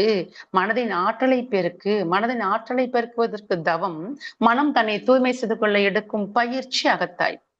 அப்ப அச்சமும் பயமும் அங்க வீழ்ந்து போயிரும். அப்ப போராட்டம் எங்க மனசு பார்க்கும்? பார்க்கறதெல்லாம் தெளிவா பார்க்க ஆரம்பிக்கும். ஒவ்வொரு விஷயத்தையும் தெளிவா பார்க்க ஆரம்பிக்கும். இது ரெண்டும் கை கூடினால், எது ரெண்டும் கை கூடினால்? அகத்தவமும் அகத்தாய்வும் கை கூடினால். அப்ப மனதின் போராட்டங்கள் எதை சொல்வோம்? வாழ்க்கையே இறைவனோட விதிப்படி, இறைவனோட இச்சப்படியே நடக்குது. இதை நான் புரிஞ்சுக்கிட்டேன்னா எனக்கு வாழ்க்கை இனிமையா இருக்கும். நான் இதை புரிஞ்சுக்க தவறுதாலதான் அதை நான் கண்டு மிரள்றேன். ஒரு விஷயம் உங்களுக்கு இதுதான் நம்ம போராட்டமா பாக்குறோங்க நம்ம எல்லாருமே. இதுல இதுக்குத்தான் எல்லாமே உருவாக்கப்பட்டது. நம்மளோட பகவத்கீதையில எடுத்துங்க. அர்ஜுனன் போர்க்களத்துல எய்த்தால உள்ளவங்க எல்லாருமே என்னோட நண்பர்களும், என்னோட தந்தைமார்களும், என்னோட தாய்மார்களும், என்னோட உறவினர்களும், மாமன்மார்களும் இருக்கிறாங்களே, இவங்களை நான் கொன்றணுமா, இவங்கள்ட்ட போர் புரியணுமான்னு அவன் அச்சம் கொண்டு ஒரு பற்று பாசத்துல சிக்கி இருக்கும் போதுதான் கிருஷ்ண உபதேசம் பகவத்கீதையாக புடி, நீ எதை வீழ்த்த போகிறாய்? உடலைத்தானே வீழ்த்த போகிறாய், ஆத்மாவை வீழ்த்த முடியுமான்னு ஆரம்பிச்சு அவ்வளோ பெரிய லென்த்தியான பகவத்கீதை நம்மளுக்கு கிருஷ்ண உபதேசமாக கொடுக்கப்பட்டது. அது அர்ஜுனனுக்கு உண்டான மன போராட்டத்தின் விளைவு நம்மளுக்கு கிடைச்சது பகவத்கீதை.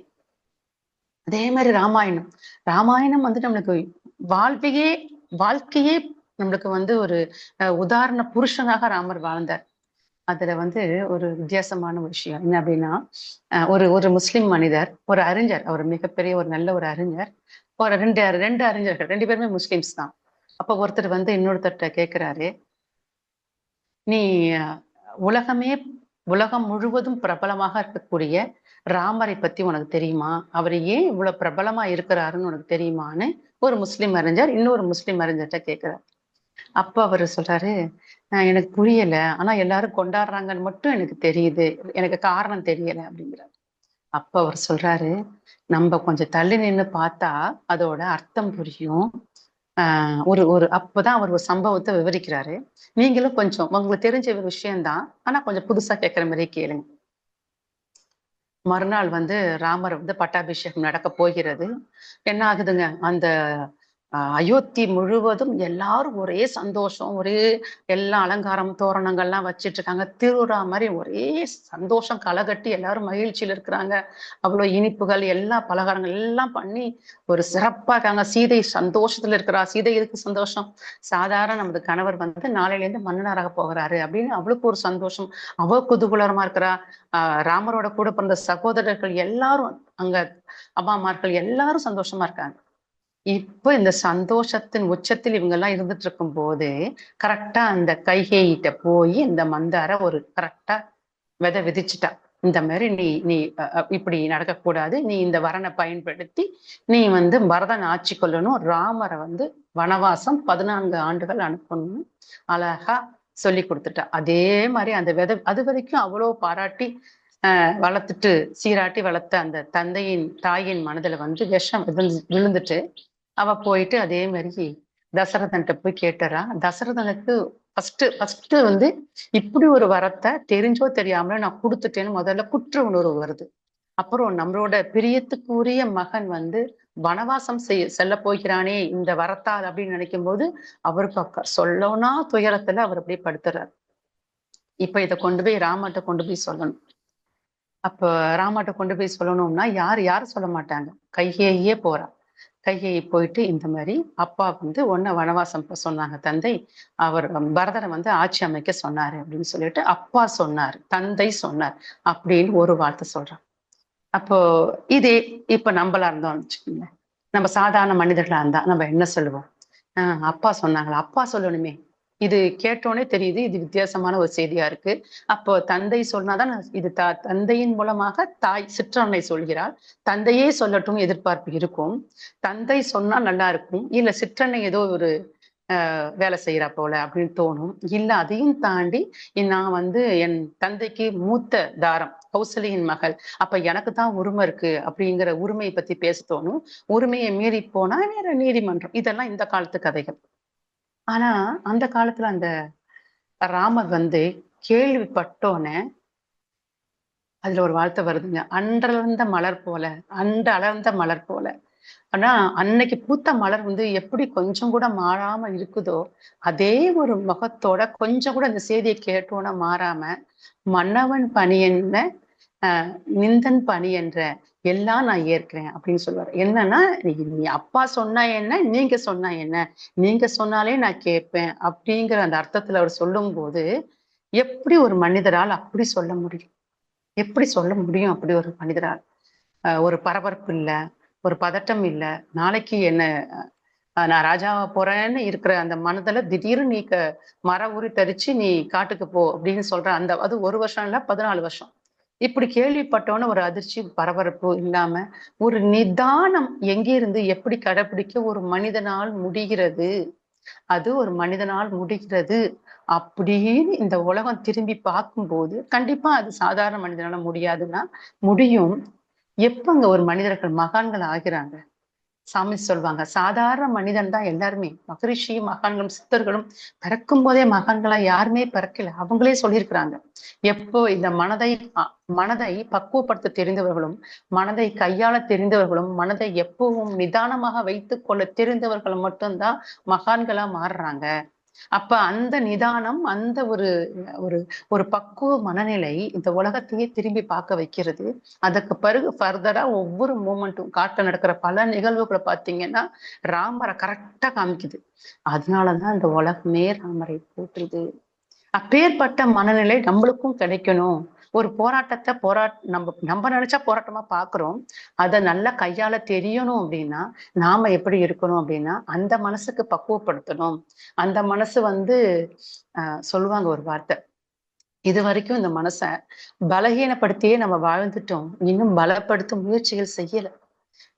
அது பலகீனப்படுத்த முயற்சிகள் தாங்க இது எல்லாமே.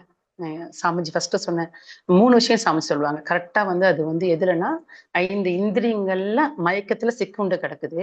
2வது விஷயங்க சூழ்நிலையால் நிர்பந்திக்கப்படுகிறது. சூழ்நிலை நல்லா இருந்துட்டு இருப்போம், திடீர்னு யாராவது வர்றாங்க, 2 பேசுவாங்க, அவங்க போக்குக்கு போக ஆரம்பிச்சிடும். அப்ப சூழ்நிலையால் நிர்பந்தப்படுத்துகிறது. 3வது பழக்கத்துக்கு அடிமையாகி கிடக்கிறது. சாமி சொல்லுவாங்க, நீங்க கேள்விப்பட்டிருப்பீங்க, மனிதன் பழக்கத்திற்கும் விளக்கத்திற்கும் இடையே போராடி கொண்டிருக்கிறான். இந்த போராடுதல் சாமிஜி இங்கதான் பயன்படுத்துறாங்க. போராடி கொண்டிருக்கிறான். ஏன் போராட்டம் வருது? புத்திக்கு தெரியுது, 4 நல்ல விஷயங்கள் தெரியுது, இது செய்யக்கூடாதுன்னு. ஆனா பழகி பழகி இது உடல் செல்கள் அதை நோக்கி உந்திக்கிட்டு தூண்டுது. அதனால அந்த பழக்கத்துக்கும் விளக்கத்துக்கும் போராடி யார் ஜெயிக்கிறாங்களோ அவங்க கை ஓங்கி விடும். அப்போ இப்போ அறிவு விளக்கம் கொடுக்குதே, இந்த அறிவு ஜெயிச்சிருச்சுன்னா அவன் அறிவின் படி நடக்கிறான். பழக்கத்துல பழகி கொண்ட செல்கள், உடல் செல்கள் அதை நோக்கி இழுக்குதுன்னா அப்ப பழக்க பதிவுகள் நம்மளை கீழ் நோக்கி இழுக்குதுன்னு அர்த்தம். இது 2க்கும் ஒவ்வொரு நாளும் போராட்டம். பல முறை கீழே விழுவோம், தப்பு இல்லை, திரும்ப திரும்ப அடுத்த நாள் தவறுகள் இது 3 பேஸ் பண்ணிதான் வருது. சாமி சொல்லுவாங்க, தவறுகள் செய்யக்கூடாது என்று தீர்மானிப்பதும் மனம்தான், தவறுகள் செய்வதும் மனம்தான், தவறுகளை செஞ்ச பிறகு மறுபடியும் மீண்டும் மறுபடியும் தவறு செய்யக்கூடாது, திரும்ப திரும்ப திரும்ப போராட போராட போராட ஒரு சர்டன் ஸ்டேஜ்ல நம்மளை எது நம்மளை பிடிச்சி கீழே இழுத்து வீழ்த்தி கொண்டே இருந்ததோ அதெல்லாம் மங்கி போயிரும். நாம இப்போ மனதின் உச்ச ரகசியமான இயற்கை ரகசியங்களை உச்சமான மனம் தன் முழு சக்தியை எடுக்கும் போது எல்லாத்தையும் தாண்டி முழுமையா ஜெயிக்க ஆரம்பிச்சிடும். நிதானம் வந்துடும். ராமரோட நிதானம் நம்மளுக்கு வரும், அமைதி வரும். சோ இப்பேற்பட்ட இந்த உன்னதத்தை தான் நம்மளோட காவியங்களும் நம்மளுக்கு கொடுத்துருக்கு. சோ மன போராட்டங்கள், அது ஒரு கதையா போயிருக்குது. அதுக்கு கண்டிப்பா இந்த ரெண்டு விஷயம்தான், அகத்தவம், அகத்தாய்வு. கடைசியாக இன்னொரு 5-10 நிமிஷம் இருக்குது. நம்ம எல்லாமே கொஞ்சம் கண்டுக்காம விட்ட ஒரு இடம் இருக்குதுங்க. அதுதான் ஆத்மா, ஆன்மா, தெய்வம். இந்த வாழ்க்கை 4 கட்டங்களால் பின்னப்பட்டிருக்கிறது. உடலால், உயிரால், மனதால், ஆத்மாவால். ஆத்மாவால் உள்ளிருக்கும் இறை சக்தியால், உள்ளிருக்கும் இறைவனால் பின்னப்பட்டிருக்கிறது. இந்த இறைவன் இந்த உடலுக்குள் வாழ்ந்து கொண்டிருக்கிறான். இந்த உடலுக்குள் இறைவன் வாழ்ந்து கொண்டிருக்கிறான். பல போராட்டங்களை தாண்டியும் இந்த மனிதன் திரும்பி என்னை பார்க்க மாட்டானா என்ற நினைப்போடு நம்மளுக்கு எல்லா விதமான சகல சம்பத்துகளையும் கொடுத்து அவன் ஆளுமை செய்து கொண்டிருக்கிறான். பார்க்க வேண்டும், நாம் வாழ வேண்டும் என்பதற்கு இறைவன் எடுத்த திரு வாகனம் இந்த உடல். இறைவன் உள்ளிருந்து வாழ்ந்து கொண்டிருக்கிறான். அவனை இந்த மனம் எப்பொழுது திரும்புகிறதோ, சாமி சொல்வாங்க, மனதின் other end of our mind is God. மனசு வெளியே போகும்போது போராட்டமா இருக்கும். எப்ப அந்த மனம் திரும்ப தன்னை நோக்கி பார்க்குதோ, தன்னை நோக்கி பார்க்கும்போது இந்த மனதோட அதர் எண்டு எங்கன்னு கேட்டா அதுதான் இறைவன். இதுக்கு நான் ஒரே ஒரு விஷயம் உங்கள்கிட்ட ஷேர் பண்ணணும்னு ஆசைப்படுறேங்க. விவேகானந்தர் சொல்லுவார். விவேகானந்தர் வாழ்க்கையில அவர் அடிக்கடி ஒரு ஓமானம் தன்னோட பிரசங்கத்துல அதிகமா வச்சிருப்பாரு. அது பாத்தீங்கன்னா 2 பறவைகளை பற்றிய ஒரு விஷயம். அது 2 பறவைகளை பத்தி எங்க சொல்லப்பட்டதுன்னா உபநிஷத்தங்களை சொல்லப்பட்டது. அந்த உபநிஷத்தம் பேரு முண்டக உபநிஷம் பேரு. அந்த வச்சிருந்த அந்த புக்கு கூட உங்கள்கிட்ட காமிக்கணும்னு சொல்லி பாருங்க, முண்டக உபநிஷம் சொல்லி. இந்த முண்டக உபநிஷம் புக்குல ஒரு ஒரு ஒரு ஒரு ரொம்ப அற்புதமான நிழலும் நிஜமும் ஒரு கண்டென்ட். நிழலும் நிஜமும் இதைத்தான் விவேகானந்தர் அதிகமா பேசியிருக்காரு. அப்புறம் அப்படி பேசும்போதெல்லாம் அவர் ரொம்ப புலங்காயுதம் ஆகிடுவாரு, பரவச நிலைக்கு போயிடுவார். என்ன விஷயம் அதுன்னு கேட்டா, எதை நிழலும் நிஜம் சொல்றான்னா, ஒரு ஒரு மரம் இருக்குது. ஒரு மரத்துல 2 அழகான பறவைகள் இருக்குது. 2ம் அவ்வளவு அழகான பறவைகள், ஒரே மாதிரி இருக்கக்கூடிய பறவைகள். ஒரு பறவை கீழ்கிளையில இருக்குது, இன்னொரு பறவை மேல் கிளையில இருக்குது. இவ்வளவுதாங்க. இப்ப இந்த கீழ்கிளையில உள்ள ஒரு பறவை என்ன பண்ணும் அப்படின்னா, வெளியே போகும், பழங்களை திங்கும், அது இது பண்ணும். நல்ல இனிப்பான பழங்களை திங்கும் போது நல்லா சந்தோஷப்படும், குதூகலிக்கும், அப்புறம் கீழே வீசிடும். சில கசப்பான பழங்களை திங்கும் போது மூஞ்சி சுருங்கும், என்ன இப்படி இருக்குன்னு சொல்லும். அப்புறம் ஒரு மாதிரி என்னடா கஷ்டமா இருக்கேன்னு சொல்லி புலம்பும், அப்படியே விட்டுரும். இதை மேல் கிளையில உள்ள அந்த அந்த பறவை பார்த்துக்கிட்டே இருக்கும். அது வெளியே எங்கேயும் போகாது. ஆனா அந்த மேல் கிளையில உள்ள பறவை எப்பயுமே சந்தோஷமா இருக்கும். கீழ்கிளையில உள்ள பறவை மாதிரி இன்பமும் அனுபவிக்காது, துன்பமும் அனுபவிக்காது, புலம்பாது, எதுவும் பண்ணாது. அதாவது நிதானமா அமைதியா அப்படியே சாந்த சொரூபமா அப்படியே பார்த்துட்டு இருக்கும். இது இந்த ஒரு நாள் இப்படியே போயிட்டு இருக்குது. இதை ஒண்ணு பதிலும் சொல்லாது. அந்த மேல்கிளை பறவை இதுகிட்ட எதுவும் பேசாது. ஆனா இதை பார்த்துக்கிட்டே இருக்கும். இது ஒரு நாள் பாக்குது, நாம என்னடா அப்படி புலம்பிட்டே இருக்கிறோமே அப்படின்னு சொல்லிட்டு என்ன பண்ணுது, ஒரு நாள் மெதுவா அந்த மேல் கிளையில உள்ள பறவையை பார்த்து இது யோசிக்குது. நாம மட்டும் இப்படி எல்லாத்தையும் பண்ணிட்டு புலம்பிட்டே இருக்கோம் இன்ப துன்பத்துக்கெல்லாம், இப்ப அதுகிட்ட நம்ம கொஞ்சம் நெருங்கலாமா அப்படின்னு சொல்லி மெதுவா கீழ்கிளையில உள்ள அந்த பறவை மேல் கிளையில உள்ள அழகான அந்த பறவை கிட்ட நெருங்குது. கொஞ்சம் நெருங்குது. அப்ப மேல் கிளையில உள்ள பறவைகிட்டேருந்து ஒரு பிரகாசம் வருது. ஒரு பிரகாசம் வந்தோடனே இதுக்குள்ள அவ்வளவு ஒரு சந்தோஷம், அவ்வளவு ஒரு பூரிப்பு. அப்படி ஒரு செகண்ட் அதுகிட்ட ஒரு மாற்றம் நிகழ ஆரம்பிக்குது. அப்புறம் இன்னும் கொஞ்சம் நெருங்குது மேல்கிளையில பறவை கிட்ட, கீழ்கிளை பறவை. அப்படி நெருங்க நெருங்க நெருங்க மெதுவா நெருங்கும் போது அதனோட அது கரையுது, தெரியுது, ஒரு ஃபீல் ஆகுது அதுக்கு. இன்னும் கிட்ட நெருங்குது, மெல்ல மெல்ல மெல்ல கிட்ட நெருங்கி போகுது. அப்புறம் அது கரைஞ்சி காணாமலே போயிட்டு. இப்ப 2 பறவைகள்ல ஒரு பறவை தான் இருக்குது. உண்மையிலேயே ஒரு பறவை தான். மேல் கிளையில் உள்ள பறவை மட்டும்தான் கீழ்கிளையில் உள்ள பறவைன்னு சொன்னது இந்த மேல் கிளையில் உள்ள பறவையின் ஒரு பிம்பம். அவ்வளவுதான், பிம்பம் தான். இது என்ன அப்படின்னு கேட்டா, இது நிழல், இது நிஜம். இது நிழல், இது ஆத்மா. இது இது இது சாரி, இது நிஜம், இது ஆத்மா, இது நிழல். நிழல் அப்படிங்கிறது ஜீவன். இந்த ஜீவாத்மா உள்ளுக்குள்ள உள்ள ஜீவன். அப்போ இன்பம் துன்பங்களை அனுபவிச்சுட்டு கூத்தாடுறது, இன்பத்தை கண்டா சந்தோஷப்படுறது, துன்பம் வந்தா துவண்டு போறது, இப்படின்னு மனமா கூத்தாடிட்டு இருக்குது. இப்ப மனம் நெருங்கி நெருங்கி நெருங்கி அந்த ஆத்மாவோட போகும்போது, ஆத்மா நாட்டம் கொள்ளும் போது, ஒன்று கலக்கும் போது பரவச நிலையை அடையும். கண்டிப்பா இது வேறு அது வேறு இல்லை. அப்பேற்பட்ட அந்த ஒரு ஆத்மாவை அடையணுங்கிறதுக்காகத்தான் ஆத்ம நிலையை உணரணும், ஆத்மாவை அடையணுங்கிறதுக்காக தான் இந்த வாழ்வு இறைவன் கொடுத்தது. இப்போ இந்த மனம் திரும்புனா ஆத்மாவோட ஜீவிக்கலாம். இப்ப நம்ம போராட்டம்லாம் எங்க போச்சுங்க? நாம நினைக்கிற போராட்டம்லாம் எதுங்க? ஒரு போராட்டமும் இல்லை. ஆத்மா நிலையானது, ஆத்மா நிலையானது. ஆத்மாவை எந்த ஒரு கத்தியாலும் வெட்ட முடியாது, எந்த நெருப்பாலும் சுட முடியாது, எந்த புயலாலும் அழிக்க முடியாது. அப்பேற்பட்ட ஆத்மாவை, அந்த ஆத்மா நம்மளுக்கும் அந்த அந்த ஜீவ ஆத்மாவை இந்த மனம் நெருங்கணும். நெருங்க நெருங்க நெருங்க நெருங்க பரவச நிலை. அந்த பரவச நிலையை இந்த உடலும் உயிரும் ஒன்றிருக்கும் இந்த வாழ்க்கையில் தான் உணர முடியும். அதற்காகத்தான் இந்த வாழ்க்கை, அதற்குதான் இந்த வாழ்வு, அதற்குத்தான் இறைவன் இந்த படைப்பு. இப்ப நம்ம கண்ணுல பாக்குறது இதெல்லாம் என் கண்ட்ரோலுக்கு அப்பாற்பட்டதுப்பா. எதுக்கு நம்ம பிரச்சனைகள்லாம் நம்ம பிரச்சனைகள்னு வரும். இப்போ இறைவன் சோதனையும் வைப்பான். கண்டிப்பா சோதனை இல்லாம இல்ல. நீ தகுதி உடையவனா என்னை நெருங்குவதற்கு அப்படின்னு சோதனைகள் வரும். நம்ம கர்மா கழியும் இல்ல, தவம் பண்ண பண்ண நம்ம துன்பங்கள் போகும்ல. கண்டிப்பாக சோதனைகளாக துன்பங்களாக வந்துதான் போகும். இந்த சோதனைகள் எல்லாம் கண்டு நெருங்காம இன்னும் நான் இறைவனை நெருங்குறேன்னா அதுக்கு இறைவன்கிட்ட ஒரு சரணாகதி வேணுங்க. இறைவன்கிட்ட சரணாகதி தத்துவம் வேணுங்க. இந்த சரணாகதி தத்துவத்தை நம்ம புடிச்சிட்டோம்னா வாழ்க்கை நம்ம கையில ஒண்ணுமே இல்லை, அது அழைச்சிட்டு போகுது. இதுக்கு ஒரே ஒரு உதாரணத்தோட முடிச்சுக்கலாம் அந்த டாபிக்க.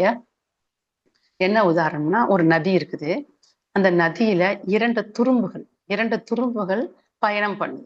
ஒரு துரும்பு என்ன பண்ணுது, நதி இப்படி போகுதுன்னா அது போற போக்குலயே போகணும்னு நினைக்குது. இன்னொன்னு அதுக்கு ஆப்போசிட்டா எதிர்த்து வரணும்னு நினைக்குது. நதியின் ஓட்டத்துக்கு முதல்ல எதிர்த்து வர்றது. அப்ப சொல்லுது எதிர்த்து வரணும்னு அந்த துரும்பு நினைக்குது.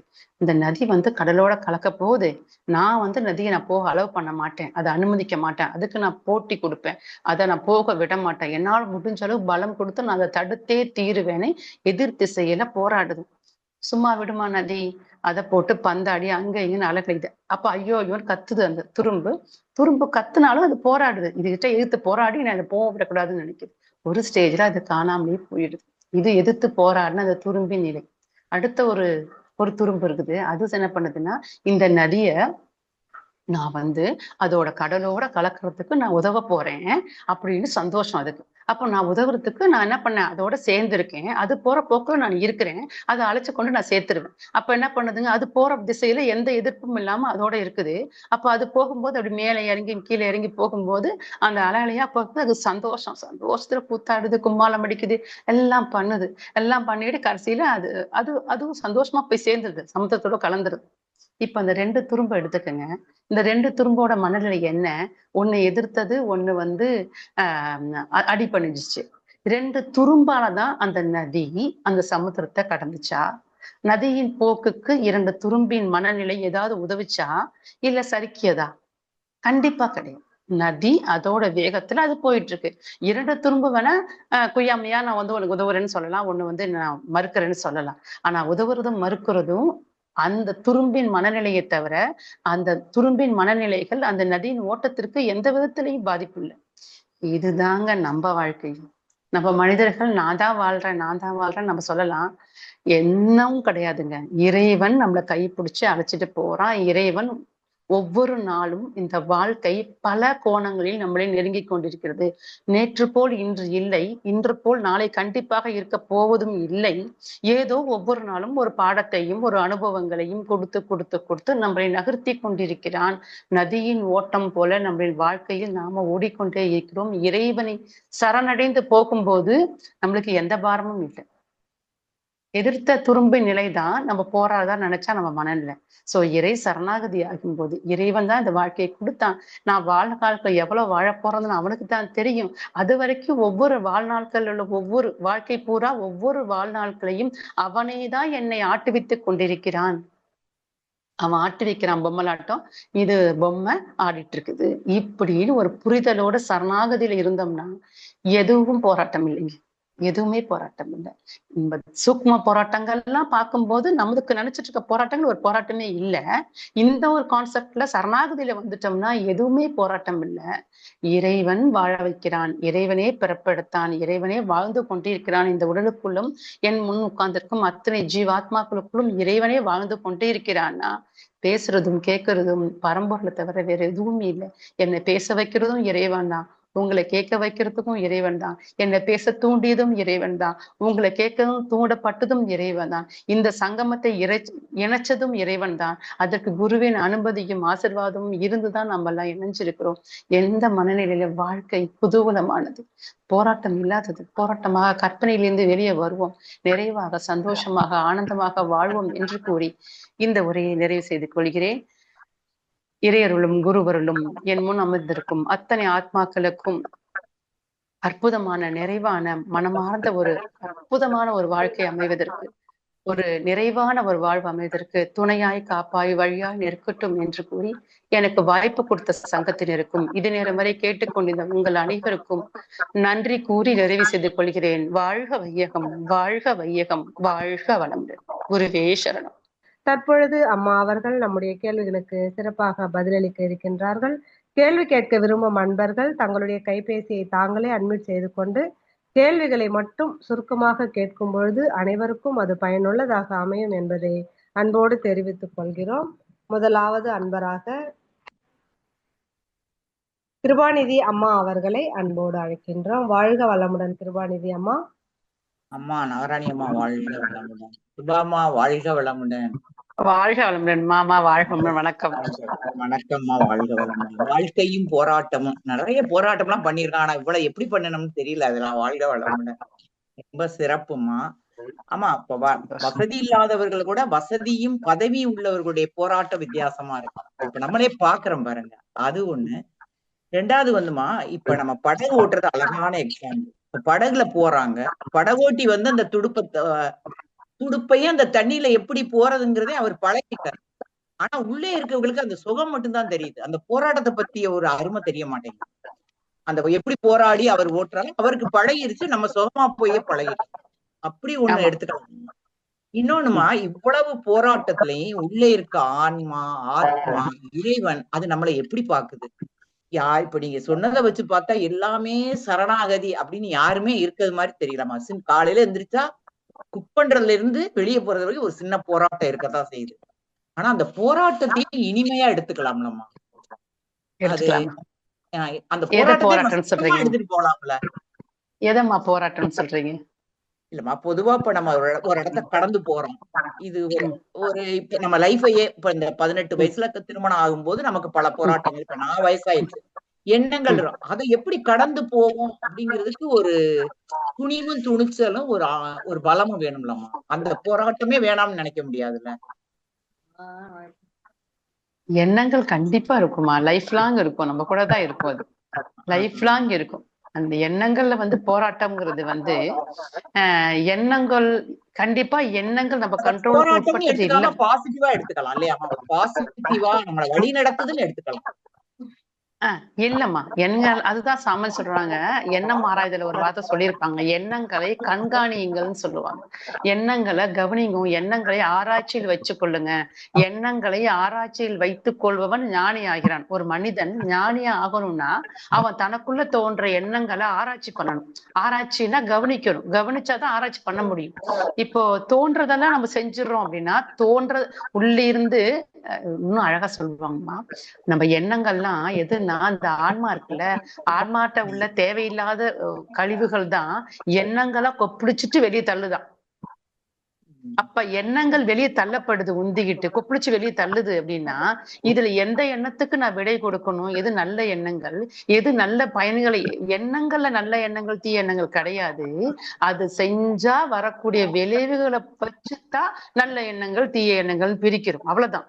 எந்த எண்ணமும் நல்ல எண்ணம் தீய எண்ணம் கிடையாதுமா, விளைவை வச்சுதான் சொல்றோம். அப்ப கொண்டு ஆராய்ச்சியில வைக்கணும். அப்ப ஒவ்வொரு எண்ணம் வரும்போது செஞ்சுட்டா நான் என்ன விளைவு வரும், அப்ப இது தீய எண்ணம். நம்ம ஃபில்டர் பண்ணவே முடியாது, நம்ம கண்ட்ரோல் இல்லாதது எண்ணம். அது தானா கொப்பளிச்சுட்டு வந்துட்டு தான் இருக்கும். 2-3 தடவை அதை கண்டுக்காம விட்டுட்டோம் அப்படின்னா அது பார்க்கும். இது நம்மள்ட்ட வந்து இவன் மூலியமா ஒரு எண்ணம் வருதுனாலே அது செயல், இந்த உடலை கொண்டு செயலாற்றதா நம்ம எண்ணம் வருது. சாமிஜி சொல்லுவாங்க, ரொம்ப அழகா சொல்லுவாங்க, ஒவ்வொரு எண்ணமும் வரிசையா ஒண்ணு ஒண்ணா நிக்கும், ஒண்ணு ஒண்ணா வரும். ஒரு எண்ணம் வந்து பார்க்கும் நம்மள, இவன் எனக்கு வந்து வாழ்க்கை தரானா, எனக்கு விடை கொடுப்பானா, எனக்கு செயலாற்றுவானா அப்படின்னு சொல்லி ஒரு எண்ணம் வந்து பார்க்கும். நம்ம அதை பார்த்துட்டு இல்ல அப்படின்னு சொல்லிட்டோம்னா அது போயிரும். நம்ம என்ன பண்றோம், பார்த்துட்டு நம்மளுக்கு எண்ணத்தோட பேசவோ கவனிக்கவோ தெரியல, அந்த எண்ணத்தை என்ன பண்றோம், ஓஹோ அப்படியான்னு அதுகிட்ட உறவாட ஆரம்பிச்சிடுறோம். இப்ப உறவாடுறது நல்ல எண்ணமா இருந்ததுன்னா நல்ல செயல் மலரும். வந்தது வேற மாதிரி பழக்க தோஷத்துல இல்ல பிறர் மனம் தூண்டுதல், நிறைய ஒரு 6 வகை இருக்குது இல்லையா, அதுல ஏதோ ஒரு எண்ணமா இருந்ததுன்னா இந்த உடலை பயன்படுத்தி அது செயலை தூண்டும். நாம கொஞ்சம் விழிப்பு நிலையில தேவையற்ற எண்ணங்கள் வரும்போது விழிப்பு நிலையில செயலாற்றாம இருந்துட்டா இந்த எண்ணம், எந்த எண்ணமும் வீண் போகாது. இந்த எண்ணம் இந்த உடலை தான் பயன்படுத்தாம போகுமே தவிர இன்னொரு உடலை தேர்ந்தெடுத்துக்கும், இன்னொரு காலத்தை தேர்ந்தெடுக்கும். நம்ம நினைக்க இந்த 1 மாசத்துல இதை முடிச்சிடணும் நம்ம நினைப்போம். வந்தோடனே இவ திருடணும்னு ஒரு எண்ணம் வருதுன்னு வச்சுக்கோங்களேன், ஐயோ நான் என்னதான் வறுமையில இருந்தாலும் திருடணும்னு நான் நினைச்சது தப்பு, என் குலத்திற்கு ஒரு இழிவு செயல் அது அப்படின்னு நினைச்சிட்டு ஒரு நல்ல மனிதன் அதை புறம் தள்ளலாம். புறம் போன வெளியே போன எண்ணம் சும்மா இருக்காது, இவன்ட்ட செல்லுபடி ஆகாது.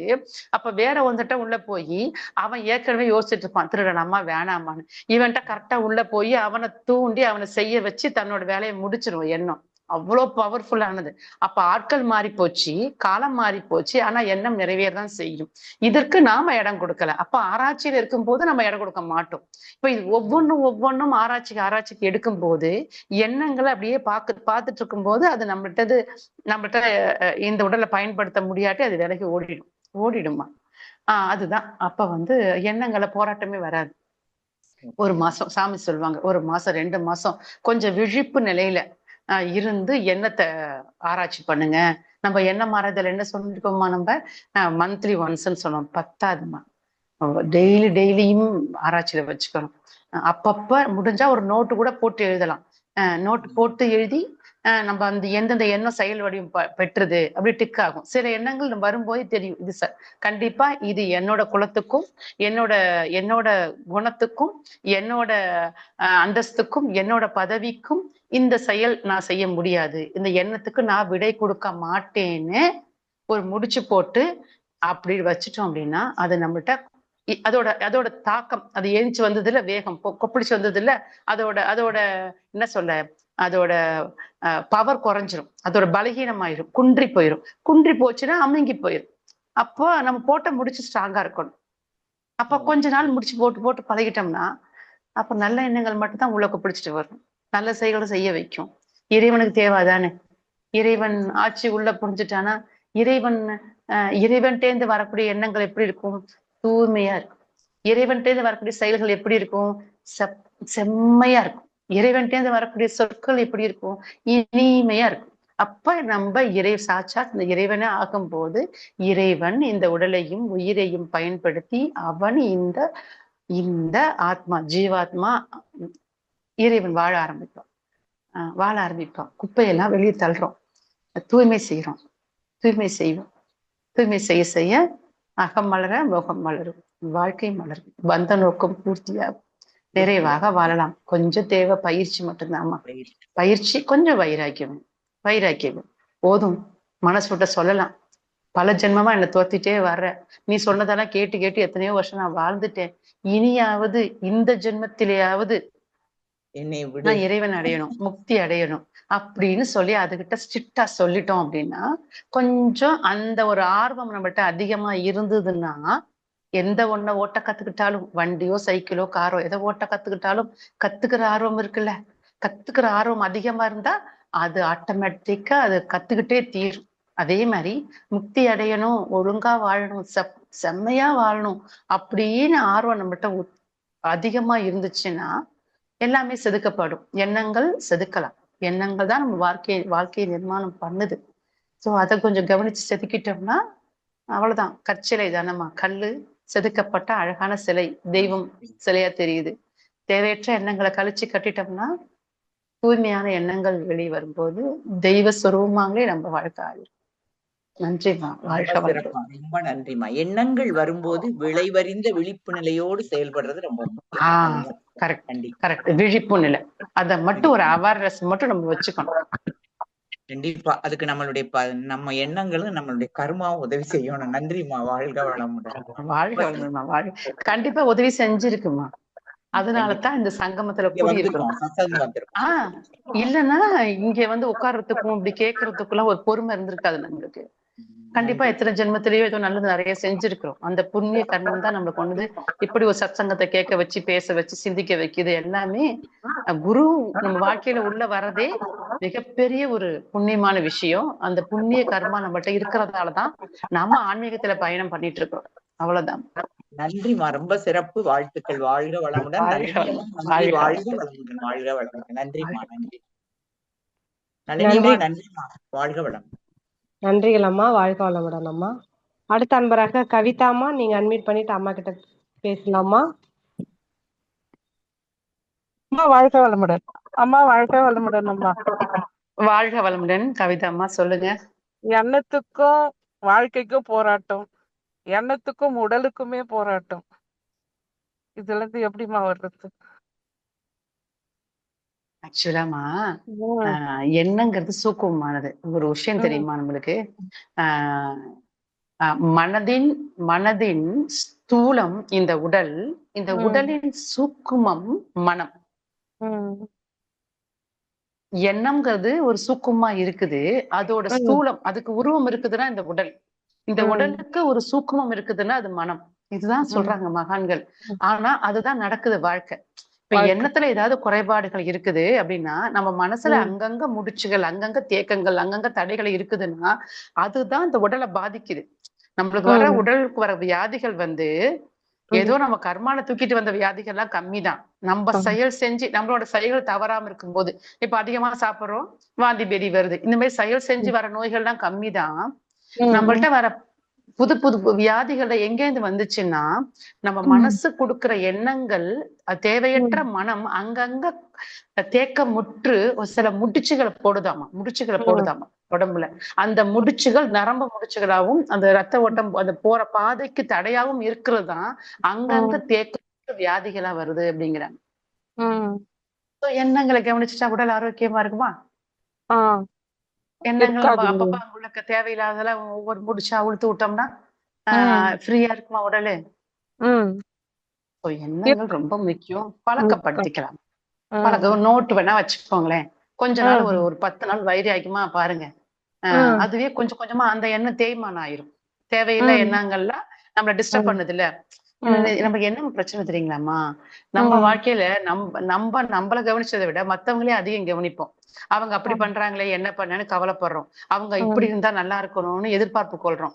இதையெல்லாம் தான் முடிச்சுகள் நம்மளுக்கு. நல்லதுதான். கண்டிப்பா நம்ம கணவரோ குழந்தைகளோ நம்ம சீர் செய்யணும்னு நினைக்கிற தப்பு இல்ல. சொல்லலாம், வாழ்த்தலாம். ஆனா அவங்களையே பார்த்துக்கிட்டு நம்ம வாழ்க்கையை நம்ம தொலைக்க கூடாதுல்ல. சரிங்களா? அப்ப அவங்க சரியா வருவாங்க. ஒரு நம்பிக்கை வாழ்த்துவோம், நம்பிக்கையோட வாழ்த்துவோம். இப்ப அவ ரொம்ப கொஞ்சம் டைம் கொடுக்கலாம், கொஞ்சம் கொஞ்சமா மாறுவாங்க. அது வரைக்கும் நான் அதை நினைச்சு என் மைண்ட்ல சுமந்து தேவையில்லாத திணிச்சு எனக்கு ப்ரெஷர் ஏத்திக்க மாட்டேன். இப்படி சொல்லிக்கலாம் இல்லைங்களா? ஆமா. அப்படி கொஞ்சம் கொஞ்சமா நிறைய விஷயங்கள் நம்மளுக்கு வந்து பாத்தீங்கன்னா தேவையற்ற பல விஷயங்கள் தான் அந்த மனம் நிம்மதியை குலைக்கிறது. சின்ன சின்ன விஷயங்கள் தான்மா. சின்ன அவங்க பார்த்தாங்க, முறைச்சிட்டு போனாங்க, என்ன சிரிக்கல அப்படின்னா சிரிக்காம போனதுக்கு பல காரணங்கள் இருந்திருக்கலாம். நாம அவங்க சிரிச்சா நல்லா இருக்கணும்னு இந்த மனசு நினைச்சது. ஆனா அவங்க சிரிக்கல. அவங்க சிரிக்காம போனதுக்கு பல காரணங்கள் இருக்கலாம். அது சிரிக்காம போனது அவங்களோட இயல்பு. அந்த இயல்பை நாம தூக்கிக்கிட்டு நம்மளுக்கு ஒரு முடிச்சு போட்டு வச்சிடறோம் மைண்ட்ல. ஆமா, இதுதான்மா. இப்ப அங்கங்க கத்திரிக்கோலை வச்சு தேவையில்லை அவங்களோட குறைய நான் ஏன் சுமக்கணும்? அவங்க குறையே இல்லாம கூட இருக்கலாம், இல்ல ஏதோ ஒரு சூழ்நிலை கூட இருக்கலாம். அவங்களோட பிஹேவியரை நான் ஏன் சுமக்கிறேன் அப்படின்னு சொல்லி தள்ளி வச்சு நம்மள செதுக்க ஆரம்பிச்சோம்னு வச்சுக்கோங்களேன், கொஞ்ச நாள் பழகுமா. எல்லாருக்கும் எனக்கும் கொஞ்சம் கவனிச்சு தள்ள இப்ப எல்லாம் அந்த பாரம் எனக்குள்ள வர்றது இல்ல. கவனிக்க செதுக்க அது கொஞ்சமா குறைஞ்சிடும் நம்மளை விட்டு.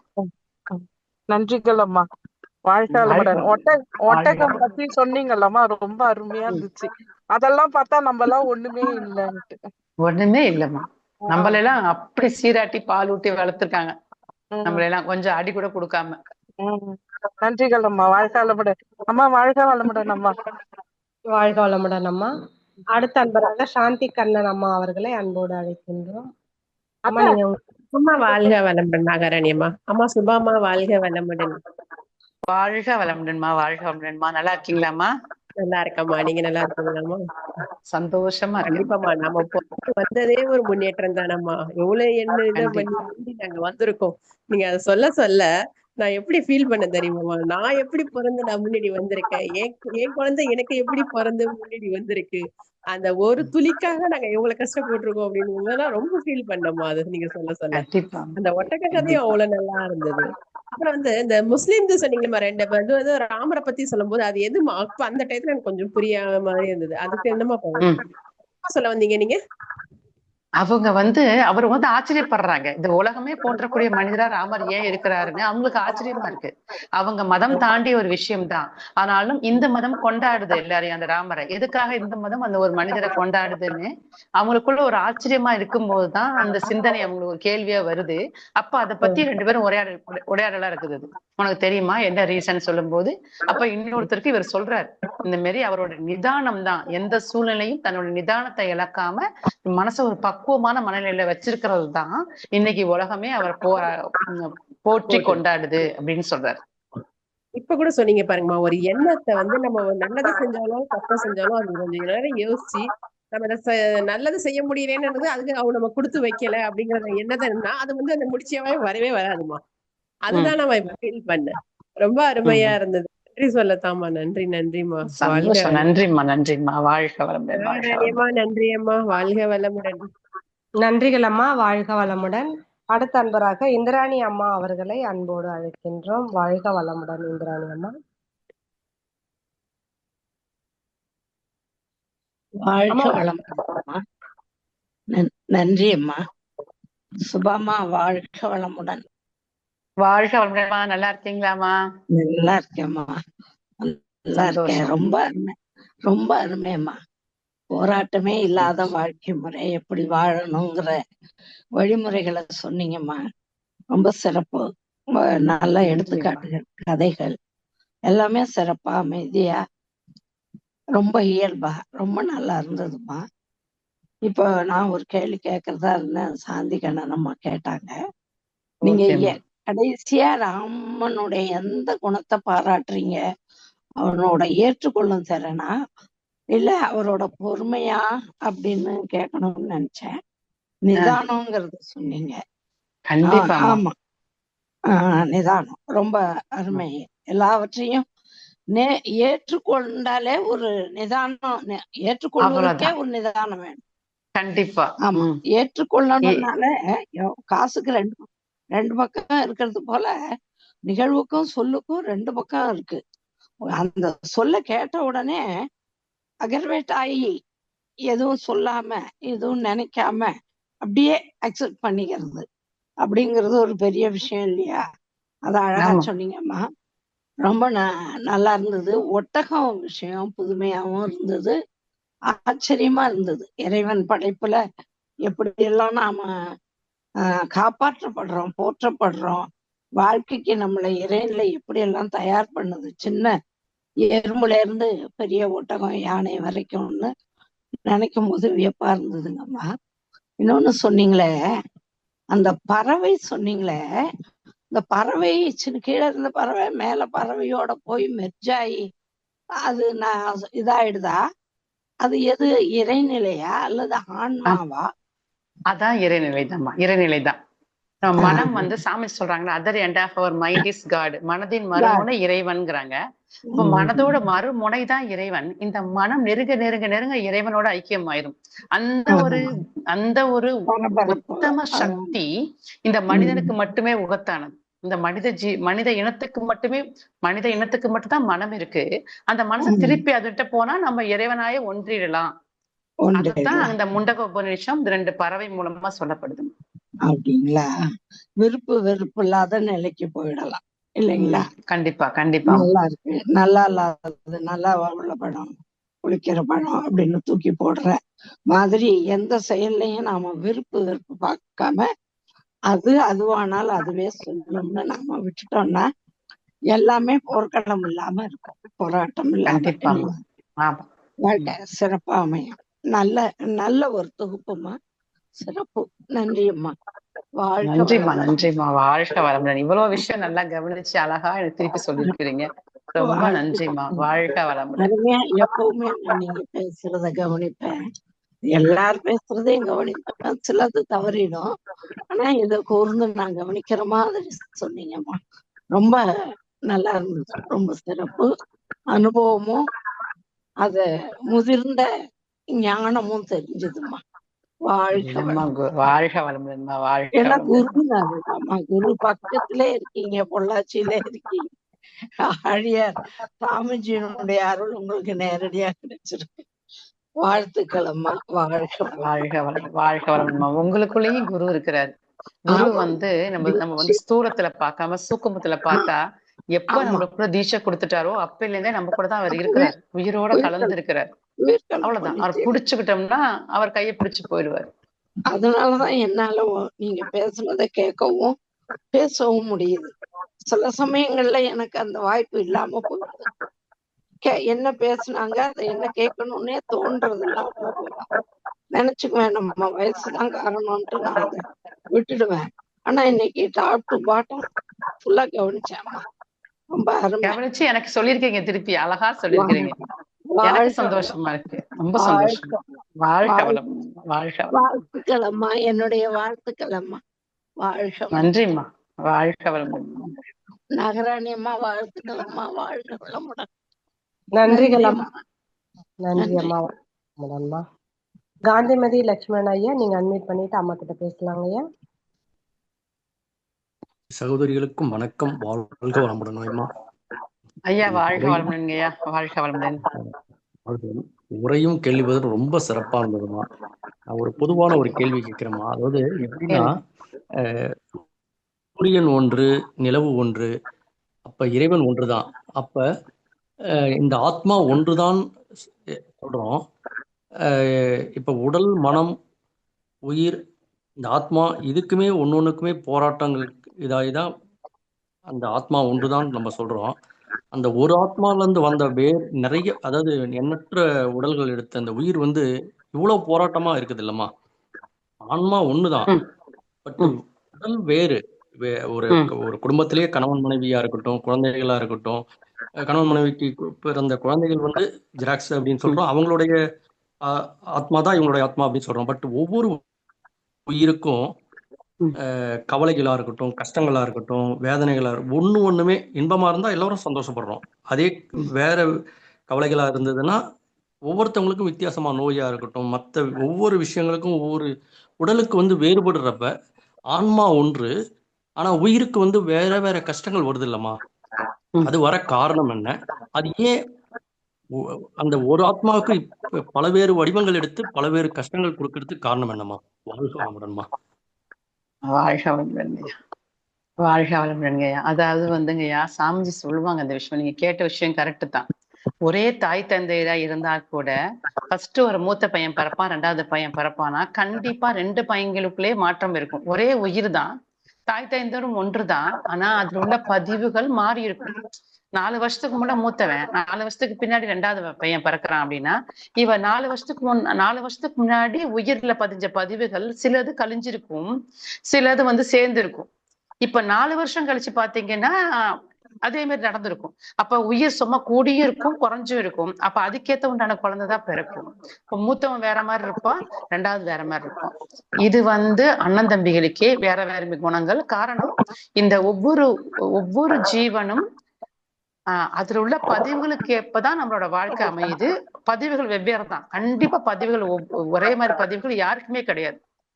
ஒரே மாதிரி பதிவுகள் அண்ணன் தம்பிக்கும் கிடையாது, வேற எந்த ஜீவனுக்கும், வேற எந்த உயிரினும். இப்ப நான் என்ன வச்சு சொல்றேன், எனக்கு 2 குழந்தைங்க, 2 பசங்க. 2 பசங்களும் ஒரே நேரத்துலதான் ஜனிச்சாங்க. ஆனா 2 குழந்தைகளும் வெவ்வேறு மாதிரி இருப்பாங்க. என்ன காரணம்? சாமிஜி அதையும் சொல்றாங்க. அது ஒரு சாமிஜி ஆராய்ச்சிக்கும் எடுத்து பார்த்து சொல்றாங்க. என்ன காரணம் அப்படின்னா, தாயின் ரத்த ஓட்டத்தில் பேதம் வரும்போது அதற்கேற்ப குழந்தைகளுக்கு மாற்றம் வரும். இதுக்கு உதாரணம் சாமிஜி சொல்லுவாங்க. ஒரு மரத்துல நிறைய மாமரமோ எந்த பழமா இருந்தாலும் நிறைய கனிகள் வச்சிருந்தா கூட சூரியனின் வெளிச்சமும் வெப்பமும் எந்த அளவு அந்த அந்த பழத்துல விழுந்திருக்கோ அதுக்கேத்தால அது சுவை மாறுபடுவது போல ஒரே தாயின் கருவறையில் பிறந்த இரட்டை குழந்தைகள் பேதம் இரத்த ஓட்டத்தில் பேதம் வரும்போது கண்டிப்பா ஏற்படும். இப்ப பாருங்க, விந்தணு ஒரே நேரத்துல வந்து ஒரே பதிவா இருந்தா கூட மாற்றம் வருதுன்னா அதுதான் சொல்றாங்க கோள்களின் சஞ்சாரம், கோள்களின் தூரம். எனக்கு இந்த வயிற்றுல குழந்தை இருக்கும்போது இது என்னோட ரைட் சைட்ல ஒருத்தர் இருந்திருப்பான், லெஃப்ட் சைட்ல ஒருத்தர் இருந்திருப்பான். அதுக்கேத்தால அது மாற்றம் பிறக்குது. என்ன தூரத்துல என்ன ஆங்கிள் இருந்து அந்த கோள்கள்ல இருந்து ஆற்றல் வந்துச்சு, வெப்ப ஓட்டம் காற்றோட்டம் அது எல்லாம் எந்த அளவு எனக்குள்ள போச்சு, அதை பொறுத்து குழந்தைகள் மாறுறாங்கன்னா ஒவ்வொரு ஜீவனும் ஒரே மாதிரியான 2 கரு அமைப்பு பதிவுகளோட எந்த ஜீவனும் இந்த பூமியில பிறக்கலங்க. இதுதான் உண்மை. வெவ்வேறு பதிவுகள் தான், வெவ்வேறு பதிவுகள் தாங்க இருப்புங்கம்மா. இப்ப நானும் சொல்ற மாதிரி ராமர் லட்சுமணன் பேசுதான் எண்ணங்கள் வந்து வேறுபாடு இருக்கதான் செய்யுது. அப்ப இதுக்கு காரணம் வந்து இந்த ஒரே ஆன்மாவில எடுத்த உயிர்கள் காரணமா இல்ல அந்த பதிவுகள் வந்து கஷ்டம் கொடுக்கறதுக்கு பதிவுகள் காரணமாமா? இப்ப பதிவுகள் காரணம்னா அந்த உடல் காரணம் இல்லையா? பதிவுகள் மட்டும்தான் காரணம். உயிரில் பதிந்த பதிவுகள் மட்டும்தான் காரணம் ஐயா. பதிவுகள் காரணம்னா அந்த உடல் கஷ்டப்படணுங்கிற அவசியம் இல்லைல்லமா? இல்ல இல்லையா, நம்ம வந்து உயிரா இருக்கக்கூடிய அந்த உடல்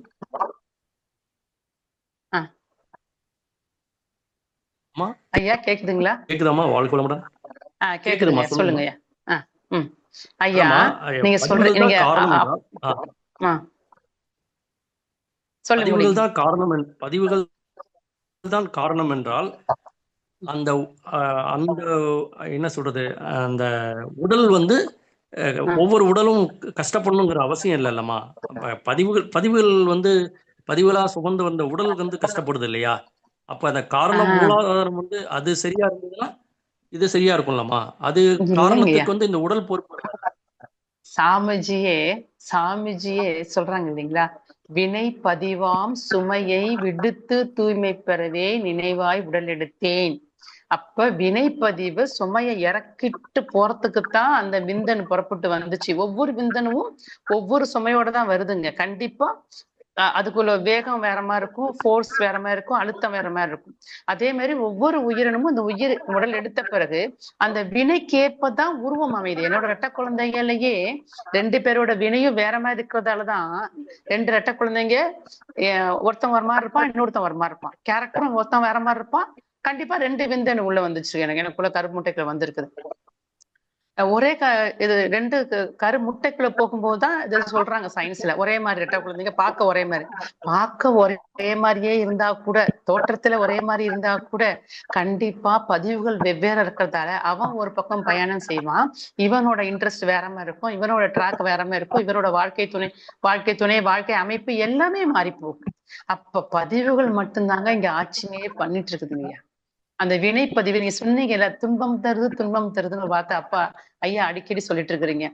இது துன்பம் தர பிறப்பு எடுக்கலைங்கய்யா, இன்பம் இருக்குது நிறைய, அல்லதோ அறமோ மற்றோ அப்படின்னு சாமி சொல்லுவாங்க. பதிவுகள்ல 2ம் கலந்த பதிவுகள் தான் இந்த உயிரில இருக்குது. நல்ல பதிவுகள் வரும்போது புண்ணியம். இப்ப நீங்கள் நானும் பேசிட்டு இருக்கோம், நம்மள ஜூம் மூலமா இணைச்சு வச்சது குருபரார். அப்ப குருவோட ஒரு இணைப்பு நம்மளுக்கு எல்லாம் கிடைக்கிறதுக்கு ஒரு நல்ல பதிவு தானே காரணமா இருந்திருக்குது. இப்போ தீய பதிவுகள் கண்டிப்பாக ஒரு கஷ்டம் கொடுத்துதான் போகும். அது கஷ்டம் கொடுத்து போறது கூட இந்த உயிர்ல உள்ள சுமைகளை குறைக்கிறதுக்கு தாங்க அது வேலை பண்ணுது. நம்மள்ட்ட பதிவுகள் இருக்குதுன்னா, கஷ்டமே கொடுக்காம இருந்ததுன்னா இது சுமை இன்னொரு பக்கம் நம்ம குழந்தைகிட்ட போய் அவங்களுக்கு துன்பம் கொடுத்துரும். சோ இந்த உடல் எடுத்த பிறகு அதோட உள்ள பதிவுகளை வெளியே தள்ளும் போது துன்பங்கள் வரதான் செய்யும். துன்பத்தை தாங்கிக்கிற பக்குவம் மனசுல இருந்துச்சுன்னா இது இறைவன் தான் பண்றான். இறைவன் நம்மளை துன்பப்படுத்தணும்னு அவசியம் இல்லவே இல்லைங்க. சாமிஜி அழகா சொல்லுவாங்க, இறைவன் என்ற பேராட்டக்காரனுக்கு என்றும் எல்லா ஜீவன்களும் எடுத்தாடும் காய்கள். பெயர்த்து இடமாற்றி வைப்பான், பெய்த்து எறிவான், அருளும் புரிவான், பிழையென்று தீர்ப்பளிக்க பிறந்தோர் யார் இப்பேர் உலகில். அவ்வளவுதாங்க. அவனோட செயல்கள் நம்ம குறை சொல்றது ஒண்ணுமே இல்ல. அவன் பிச்சும் போட்டுருவான், பெயர்த்தி ஒரு இடத்துல இருந்து இன்னொரு இடத்துல வச்சிருவான், அருளும் புரிவான். அவனுக்கு என்ன நம்மகிட்ட பேதமை? இந்த சுபாவையோ இன்னொருத்தர் கவிதாவையோ யாருமேட்டையும் பேதம் இல்ல. அவன் பாக்குறது இந்த வினையை மூலமா தான் பாக்குறான். இந்த வினை உந்தி கொண்டு ஒவ்வொன்னா கழிச்சிட்டு நம்ம தூய்மைப்படுத்துற முயற்சி தான். வினை கழிஞ்சா தூய்மை ஆகலாம். வினையை வெளியேற்றணும்னா துன்பம் கொடுத்து வெளியேற்றுறான். நல்ல வினைகள் இருக்கிறதால நல்ல சத்சங்கள் மூலியமாக நல்லோர் இணைப்பு வருது. நல்லோர் இணைப்பு வரும்போது தீய பதிவுகள் துன்பங்களாக சோதனைகள் மூலமாக வெளியே தள்ளினாலும் இறைவன் நல்லா கவனிச்சு பாத்தீங்கன்னா, ஒரு சிக்கல் துன்பம் வருதுன்னா, என்னோட வாழ்க்கையில் நிறைய நடந்திருக்குதுங்க. எந்த ஒரு சிக்கல் துன்பம் வருது, ஒரு துயரம் வருது அப்படின்னா அதுக்கு முன்னாடியே அவன் ரெடி பண்ணி வச்சிருப்பாங்க அங்க கரெக்டா. இந்த துன்பம் வரப்போது இந்த நேரத்துல இவங்களுக்கு உதவுறதுக்கு ஒரு 4 பேர், நம்மளுக்கு உதவுறதுக்கு நம்ம உறவுகள், நம்மளுக்கு அந்த அந்த பதிவை மீட்டு அதை கழிச்சு தள்ளுறதுக்கு உண்டான பொருள் வசதி, அதை சப்போர்ட் பண்றதுக்கு கொஞ்சம் உறவுகள், கொஞ்சம் மருத்துவத்துறை எல்லாம் சேர்ந்து இந்த பிரச்சனையை தீர்த்துட்டு நம்மளுக்கு சுமூகமா இருக்கும். அவனை கை பிடிச்சா அந்த பிரச்சனை போறது கூட தெரியாது. இது நான் தான் பண்றேன் இந்த வாழ்க்கையை, என் வாழ்க்கை மட்டும் இப்படின்னு கேட்டுட்டோம் அப்படின்னா இது நாம தான் வாழ்ற மாதிரி ஆயிடுச்சு. நம்ம எல்லாம் வாழ வந்திருக்கோம், அவன் நம் மூலமாக வாழ்ந்து கொண்டிருக்கிறான், அவன் தான் ஆட்டு வைக்கிறான். எத்தனை விஷயம் நம்ம ஆசைப்பட்ட எல்லா விஷயமும் நடந்துச்சா? அவனுக்கு எது உகந்ததோ, அவனோட திட்டத்துல இந்த பதிவுகளை என்ன கணக்கு இருந்ததோ அது மட்டும் தான் நம்மளுக்கு கொடுக்கப்படுகிறது. சில விஷயங்கள் இந்த பதிவுகளை மறுக்கப்பட்டது, நம்ம பதிவு தான் மறுக்குது. கரு அமைப்புகளோட பதிவுகள் தான் நம்மளுக்கு அது கிடைக்காம பண்ணுது. கரு அமைப்பு தான், வினைதான் தாய் தந்தரையும் தேர்ந்தெடுத்தது, தன்னோட கூட பிறந்தவங்களையும் தேர்ந்தெடுத்தது, நம்மளோட வாழ்க்கை துணையை தேர்ந்தெடுத்தது, நம்மளுக்கு பிறக்கக்கூடிய பிள்ளைகளையும் அதான் தேர்ந்தெடுத்திருக்கு. அப்படின்னா இங்க வாழ்றது யாருங்க? வினைதான் வாழ்கிறது. வினையின் மூலமாக இறைவன் வாழ்ந்து கொண்டிருக்கிறான். நாமெல்லாம் உருவங்கள், உடல்கள் மட்டும்தான். சோ இந்த புரிதலோடு இருக்கும்போது சரணாகதிய கண்டிப்பா வரும். நம்மளுக்கு துன்பம் தருவது இறைவனோட நோக்கம் இல்லைங்கய்யா, கண்டிப்பா இல்லைங்க. அவனுக்கு எந்த பேதமும் இல்லை, யாரும் பிடிச்சது பிடிக்காதெல்லாம் கிடையாது. பூனை புலியும் சிங்கமும் மான வேட்டையாடுது. நம்ம பாக்குற பார்வைக்கு என்ன தெரியுது? ஐயோ மானு பாவம்னு நினைக்கிறோம், இந்த புலி பொல்லாததுன்னு நினைக்கிறோம். இறைவனை பொறுத்த வரைக்கும் புலியும் ஒரு ஜீவன், மானும் ஒரு ஜீவன். ஒரு ஜீவனுக்கு துன்பமும் ஒரு ஜீவனுக்கு கஷ்டம் கொடுப்பானா? ஒரு ஜீவன் வாழணும்னா இன்னொரு ஜீவன் அந்த ஜீவனுக்கு உணவா போகணும்னு இயற்கை நியதி. அதை பாக்குற நம்ம பார்வை வேணா இது பொல்லாதது இது கெட்டது நல்லதுன்னு பிரிக்கலாம். ஆனா இறைவனை பொறுத்த வரைக்கும் இந்த ஜீவன் உயிர் வாழ்றதுக்கு இந்த ஜீவன் உணவா போகணும். அது இன்னும் ஆழமா சொல்ல போனா இயற்கையோட ஒரு சைக்கிள் இருக்குது. அந்த சுழற்சி முறையில அதிகமாக மான்கள் வந்ததுன்னா இயற்கையோட சுழற்சி முறையில அதிகமாக புள்ளினங்கள் அழியப்படும். அதிகமாக புள்ளினங்கள் குறையப்படும் போது மழை பெய்யறது குறையும். அந்த மாதிரி ஒரு பெரிய கணக்கு இருக்குதுங்க. அதனால ஒண்ணுக்கு ஒண்ணு உணவா இறைவனே படைச்சிட்டான். அதே மாதிரிதான் நம்மளோட துன்பங்களும் இன்பங்களும் இறையின் நியதிப்படிதான் நம்மளுக்கு கழிஞ்சிட்டு இருக்குது. வரமாகவும் வருகிறது, சாபமா பாக்குறது நம்ம மனசுதான். எல்லாமே வரந்தாங்க, எல்லாமே வரந்தான். போகட்டும், இந்த ஜீவன் இந்த உடல்ல இருந்து அந்த பதிவுகள் கழியட்டும். அப்ப கொஞ்சம் தள்ளி நின்று பார்த்து இறைவனை பிடிச்சிட்டோம்னா அது போராட்டம் இல்லை, அது துன்பம் இல்லை. துன்பமா பாக்குறது நம்ம மனசுதான். புரியுதுங்களாங்கய்யா? சிறப்புங்கம்மா, ரொம்ப சிறப்புங்கம்மா. அதாவது இந்த ராமாயணத்துல நிதானமா இருக்கக்கூடிய ராமர் வனவாசம் போறாரு. சகோதரர் ஆட்சி புரிகிறாருங்கிறப்ப இந்த குணம் குடைத்தவர் காட்டுக்கு போறாரு. பட் நல்லெண்ணம் கொண்டவர் வனவாசம் போறாங்க. ஒரு சூழல் பதிவாயிருக்கு. பட் அவரு என்ன சொல்றது, அவன் பரதன் சகோதரர் ஆட்சி புரிகிறாங்கிறப்ப கவனிச்சீங்கன்னா இல்லங்க, அங்க பாருங்க பரதன் எவ்வளவு உயர்ந்தவன் பாருங்க. பரதன் ஆட்சி பண்ணல, ராமரோட பாதணிகள் செருப்பு தூக்கி வச்சு ஆட்சி பண்றானே தவிர தான் அந்த மகுடத்தை சுமக்கவே இல்லை. பரதன் மறுத்துடுறான். அது பரதனோட தர்மம். ராமரின் தர்மம் வந்து தாய் தந்தையரை கட்டுப்படுது. ஒவ்வொரு ஸ்டெப்பா செதுக்கி இருப்பாங்க அந்த காவியம் வந்து. ஒவ்வொரு ஸ்டெப்புக்கு பின்னாடியும் 1000 அர்த்தங்கள் இருக்குங்க. வாழ்க வளமுடன். அது நம்ம மனிதர்கள் இவ்வாறுதான் வாழணுங்கிறது செதுக்கி வச்சப்பட்ட மாதிரி ஒரு அற்புதமான ஒரு காவியம் ராமாயணம். ஒவ்வொரு கேரக்டருமே மோல்டு பண்ணி இருக்கும் அதுல. நம்ம இந்து மதத்துல வந்து கொடுக்கப்பட்ட 2 காவியங்களும் பல விஷயங்கள் நம்மளுக்கு போதிக்குதுங்க. அதுல ராமர் வந்து உச்சகட்டமான அந்த சூழ்நிலையில ஒவ்வொரு சூழ்நிலையும் எப்படி நழுவாம வாழ்றாருங்கிறது தான், அது போராட்டமா பார்க்காம எப்படி எடுத்து கடந்து போறாருங்கிறது தான் மிகப்பெரிய சவாலான விஷயம். அது நம்மளுக்கு ஒரு உதாரணமா அவர் இருக்கிறார். உதாரண புருஷராக ராமரை வந்து ஒரு ராமாயணம் காமிக்குது. அதுவும் அவங்க மகான்கள் தான் சொல்றாங்க, வாழ்ந்ததான் சொல்றாங்க. சில பேர் தான் கதைகள் சொல்றாங்க. இறைவனுக்கு தந்த நன்றிகள் அம்மா. வாழ்க வளமுடன். அடுத்த அன்பராக சுஷீலா அவர்களை அன்போடு அழைக்கின்றோம். நன்றி நாகராணி அம்மா. வாழ்க வளமுடன். சுபம்மா வாழ்க வளமுடன். பொள்ளாச்சியிலிருந்து பேசுறேன். வாழ்க வளமுடன் சுசீலாமா, நல்லா இருக்கீங்களா? நல்லா இருக்கேன். வணக்கம். உங்களுடைய ஸ்பீச் ரொம்ப ரொம்ப ரொம்ப நல்லா இருந்துச்சு. வாழ்க்கையே ஒரு போராட்டம் தான். இது நாள் வரைக்கும் நம்ம அந்த போராட்டத்தை வந்து போராட்டமா எடுத்துக்கிட்டோம். ஆனா நம்ம இந்த பயிற்சிகள் எல்லாம் செய்யும் போது, நீங்க சொன்ன மாதிரி அகத்தாய்வு செய்யும் போது அந்த போராட்டங்களை சுலபமா நம்ம தாண்டி வரலாம். அவ்வளவுதான். சுலபமா தாண்டி வரலாம். போராட்டம் சொல்றத விட சோதனைகள் சொல்லலாம். சோதனைகள் வரும், கண்டிப்பா வரும் வாழ்க்கையில. அதை கடந்து வர்றதுக்கு இறைவனே அனுகிரகம் பண்ணுவான். கண்டிப்பா கண்டிப்பா கண்டிப்பா. ரொம்ப நல்லா இருந்துச்சு உங்க ஸ்பீச். 2வது உங்க மன்றத்துல 2வது அடிப்படை பேச்சு ரொம்ப 26 பேரு ரொம்ப ரொம்ப நல்லா போயிட்டு ரொம்ப சந்தோஷமா இருக்கு. எங்க மன்றத்திலயும் கொஞ்சம் ஆளுகள் கூட்டிட்டே வர்றாங்க. சந்தோஷம் சந்தோஷம். அடுத்த அடிப்படை பயிற்சிக்கு ஏற்பாடு பண்ணிட்டு இருக்கோம். கண்டிப்பா நீங்க வரணும். வரேங்கம்மா. வாழ்க வளமுடன். ரொம்ப ரொம்ப சிறப்பு உங்களுடைய ஸ்பீச். வாழ்க வளமுடன். நன்றிம்மா. வாழ்க வளமுடன். அடுத்த அன்பராக ராமச்சந்திரன் ஐயா அவர்களை அன்போடு அழைக்கின்றோம். மேடம், என்னோட கணவர் போன் வந்து பேசுறேன். என் பேர் குணவதி. வணக்கம். வாழ்க வளமுடன். என்னோட வயசு வந்து 70. பேராசிரியர். இன்னைக்கு அம்மா எடுத்த டாபிக் முதல்நிலை அகத்தாய்வை எடுக்கிறவங்களுக்கெல்லாம் பெரிய அருமையான ஒரு ஸ்பீச். பெஸ்ட் ஸ்பீச் போட்டிருக்கேன். இருந்தாலும் பேசணும்னு ஒரு ஆர்வம். ரொம்ப ரொம்ப தெளிவான அமைதியான ஒரு நீரோடை போல இருந்தது மேடம் உங்களோட ஸ்பீச்.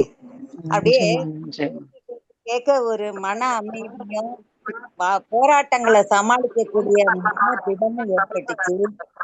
நன்றி. வாழ்க தொண்டு சிறக்க துணை நிற்பதாக. வாழ்க வளமுடன். நன்றிம்மா. வாழ்க வளமுடன். அப்புறம் அவங்க கிருபாநிதி அம்மா இருக்காங்கல்ல, அவங்கள பாராட்டணும் மேடம். கேள்வி பதில் நிகழ்ச்சியில வந்து ஒரு ஊக்கத்தை கொடுக்குறாங்க. அவங்களுக்கு வந்து கேள்வியும் நாயகியும் கிருபாநிதி உண்மையிலே கிருபாநிதி அம்மா உங்களை போல எல்லாருமே வந்து மிகப்பெரிய சப்போர்ட் தான் இந்த ஜூமுக்கு. இந்த ஜூம் இயக்கத்துல வந்து நீங்க எல்லாம் இருக்குது வந்து எங்களை போல சின்ன வயசுக்காரங்களுக்கு ஒரு பெரிய பிளெஸிங்ஸ் தான். நீங்க ஒவ்வொரு தடவை எங்களை எல்லாம் வாழ்த்துறீங்க. இந்த பிளெஸிங்ஸ் தான் எங்களுக்கு. ஆல்ரெடி குருவோட ஆசீர்வாதம், உங்களை போல தூய ஆத்மாக்களோட ஆசீர்வாதம் எல்லாம் சேர்ந்துதான் எங்களை இந்த மாதிரி உங்கள்கிட்ட நல்ல விஷயங்களை கொண்டு வந்து சேர்க்குதுமா. ரொம்ப நன்றி உங்க ஆசீர்வாதத்துக்கு. நன்றிம்மா. வாழ்க வளமுடன். மீட்டிங் போட்டா மேடம் மகரிஷி கருத்துக்களை சொல்லுங்க மேடம் எங்க டீச்சர்ஸ் கேட்பாங்க. நான் இப்ப ரிட்டையர் ஆயிட்டேன். இருந்தா கூட மகரிஷி எல்லா காலத்துக்கும் எல்லாருக்கும் பொருந்துற கருத்துக்களை சொல்லியிருக்காங்க. பணி தொடரட்டும். வாழ்க வளமுடன். வாய்ப்பு கொடுத்ததுக்கு நன்றி மேடம். நன்றி அம்மா. வாழ்க வளமுடன். அடுத்த அன்பராக கீதா அம்மா அவர்களை அன்போடு அழைக்கின்றோம். வாழ்க வளமுடன் கீதா அம்மா. வாழ்க வளமுடன் அம்மா. ரொம்ப நன்றி அம்மா. வாழ்க வளமுடன் சுபாம்மா. வாழ்க வளமுடன் கீதா அம்மா. நல்லா இருக்கிறீங்களா? நல்லா இருக்கிறேன்மா. உங்களுக்கு நான் கீதா பெங்களூருமா. நான் இப்போ தமிழ் பேசன்னு இருக்கிறேன். கொஞ்சம் இங்கிலீஷ்ல அழகா ரொம்ப நன்றி. பேசுறீங்க, பேசுங்க. அம்மா, இது நீ ஃபர்ஸ்ட் வந்து சொல்லணும் என்னன்னா, எங்களோட ஹஸ்பண்ட் ட்வின்ஸ்ல ஒருத்தர், ஐடென்டிக்கல் ஓ ட்வின்ஸ். Okay okay. அதுல பாய்ஸ் ரமேஷ் சுரேஷ் இல்லையா, அது அவரு வந்து எங்க வீட்டுக்காரு செகண்ட் பார்ன், ஃபர்ஸ்ட் ஒரு பிரதர், அப்புறமா ட்வின்ஸ்ல ஃபர்ஸ்ட் செகண்ட் இருக்கும் இல்லையா, அப்படி. ஆமா ஆமா கண்டிப்பா, ஏன்னா இவரு உண்மைதான், கொஞ்சம் டைம் கேப் இருக்கும். இது எங்க வீட்டுக்காரரு MSc ஹியூமன் பிசியாலஜி படிச்சிருக்கிறாங்களோ. அவரு ஓ வேற வேற லைன், ஒரு காமர்ஸ் லைன். ம் இவரு என்ன சொல்றாங்கன்னா, ஃபர்ஸ்ட் வந்து நான் ஃபர்டிலைஸ் ஆனேன், செகண்ட் வரவங்க ம் இல்லையா, அவர் ஃபர்ஸ்ட் அங்கே ஃபர்டிலைஸ் ஆகி மேல இருப்பாங்க.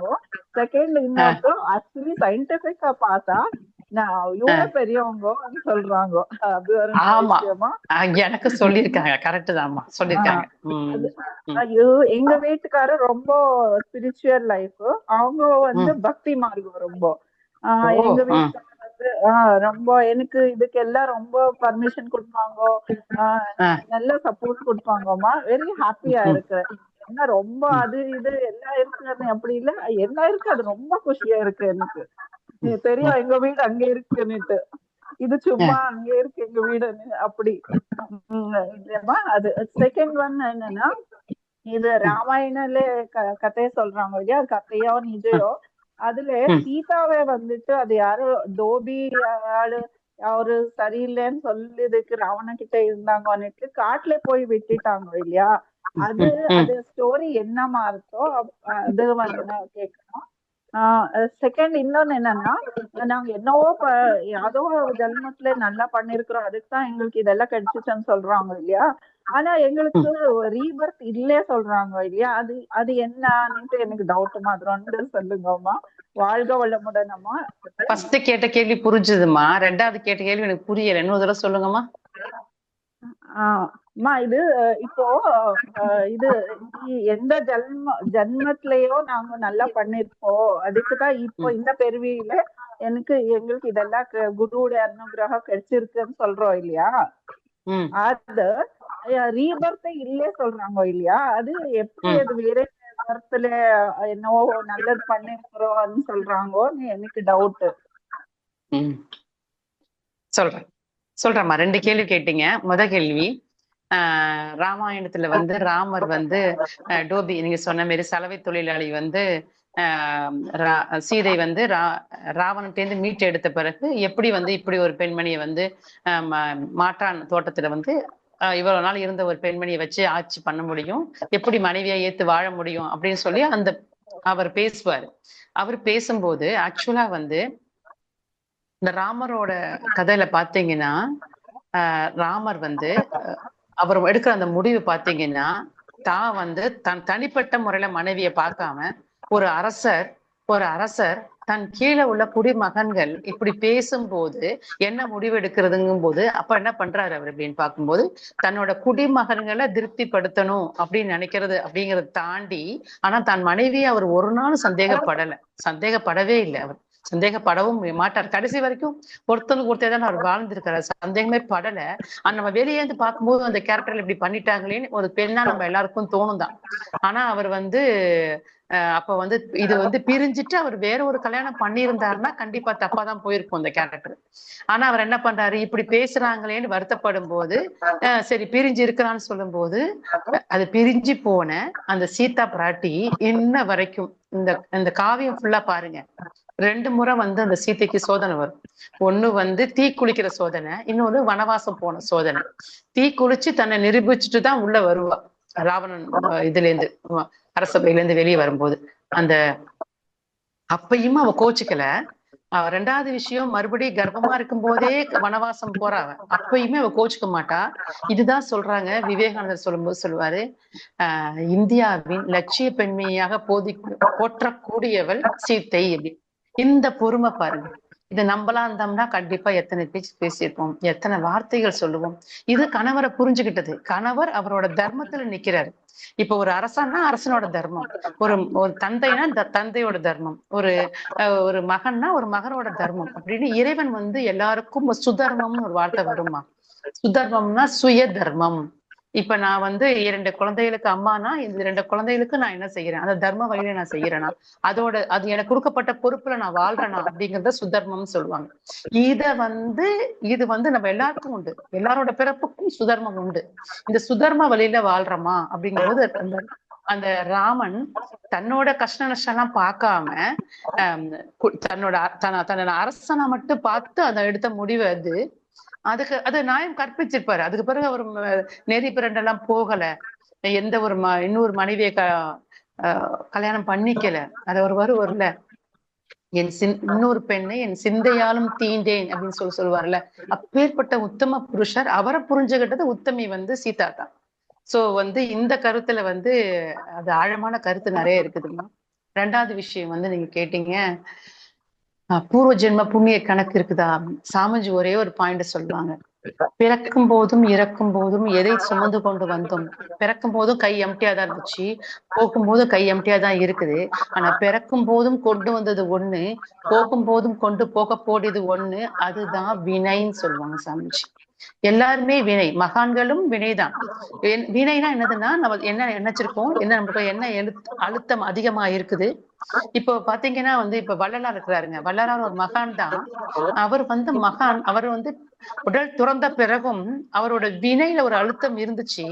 அப்ப என்ன பண்ணுச்சு, சாமிஜி கிட்ட ஐக்கியமாகி சாமிஜியோட கலந்து இந்த உலகத்துக்கு நன்மை செய்யணும், அமைதி கொடுக்கணும் அப்படிங்கிற அந்த எண்ணத்துல உலக மக்களுக்கு நல்லது செய்யணுங்கிற ஆல்ரெடி சாமிஜிக்கு எண்ணம் இருக்கிறதால இவரோட அந்த ஆன்மா கலந்து இன்னும் 10 வருடங்கள் வாழ்ந்து மிகப்பெரிய ஒரு மாற்றத்தை கொடுத்துச்சு. அப்ப மகான்களுக்கே வினைப்பதிவு நல்ல பதிவா இருந்தா கூட அது ஒரு உயிர் தேடி முடிச்சுக்குது. அப்படிங்கும் போது நம்மளோட சாதாரண மனிதர்கள் நிறையோட வினைகளோட தான் வந்தோம், வினைகளை முடிச்சுட்டு போனோமாங்கிறது கேள்விக்குறிதான். அப்ப முடிக்காம போகப்பட்ட வினைகள் அது ஏதோ ஒரு ஜென்மத்துல நம்ம சாமிஜியோட கருத்துப்படி பாத்தீங்கன்னா, நம்ம முன்னோர்களோட வினைகள் எல்லாம் தூக்கிட்டு தான் நம்ம வந்திருக்கோம். முற்பிறவின்னு சொல்லக்கூடியது என்ன அப்படின்னா, நம்ம தாத்தா பாட்டி அம்மா முன்னாடி போயிட்டே இருக்கணும். சோ இவங்க அவ்வளோ கர்மா வச்சிருப்பாங்க.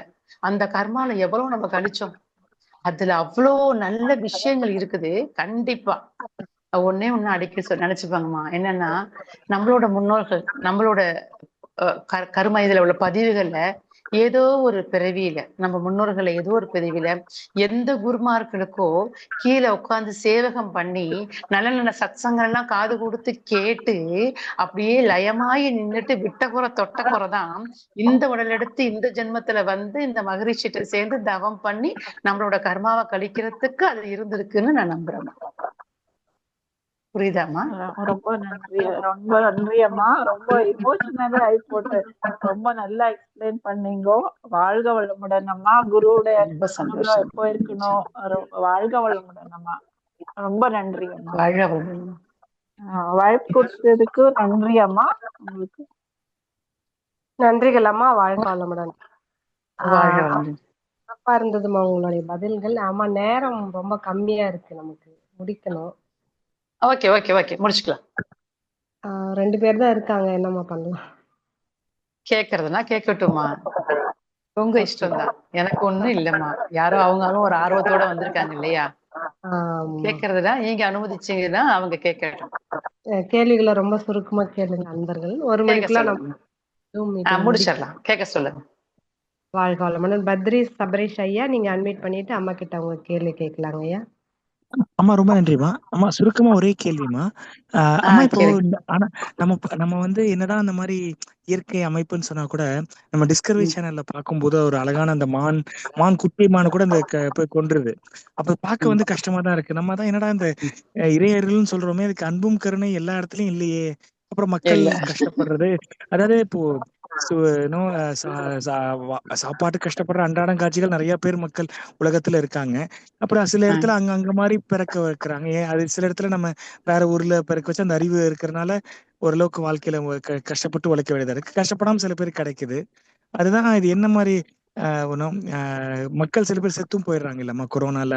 அந்த மாதிரி வந்து இயற்கை கொல்லுது. அது அன்பும் கருணையா இருக்கிற மாதிரி எனக்கு இதுவும் கொஞ்சம் ஸ்ட்ரிக்டா இருக்கிற மாதிரி தான் தெரியுதுமா. ரொம்ப ஒரு மாதிரி அதான் கேட்டேன்.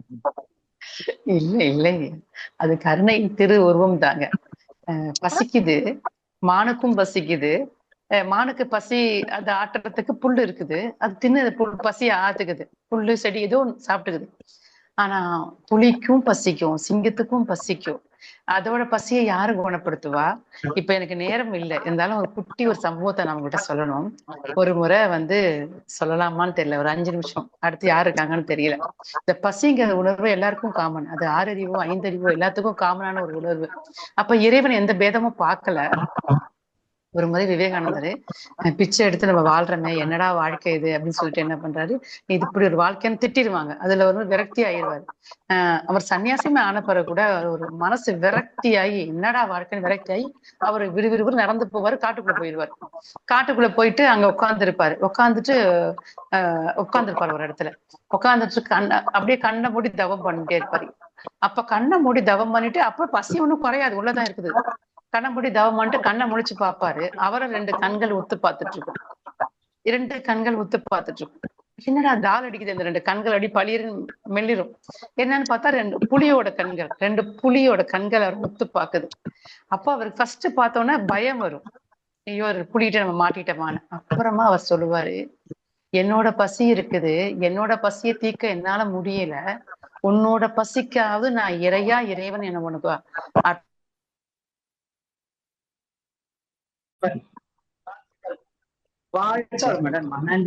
ஓகேம்மா. நன்றி நாகராஜம்மா. நன்றி அம்மா. வாழ்க வளமுடன். முடிச்சுக்கலாமா? எல்லாரையும் முடிச்சிட்டீங்கல்ல? யாரும் இல்ல இப்போ லைன்ல? யாரும் இல்லம்மா. சந்தோஷம். எல்லாருக்கும் ரொம்ப நன்றி. எல்லாரும் எல்லோரும் பெற்று இனிதே வாழ இறையருளும் குருவருளும் பரிபூர்ண ஆசீர்வாதம் நிறைஞ்சு கொடுக்கட்டும். எல்லோரும் வாழ்க வளமுடன், வாழ்க வளமுடன், வாழ்க. குருவே சரணம், குருவே சரணம், குருவே சரணம். ரொம்ப சிறப்பா இருந்ததுங்கம்மா சிந்தனை உரை, கேள்வி பதில். நன்றிம்மா, உங்களுக்கு ரொம்ப நன்றி. வாழ்க. நன்றிகள் அம்மா. வாழ்க வளமுடன். நம் கடமை அறவாழ்வின் நாட்டத்தே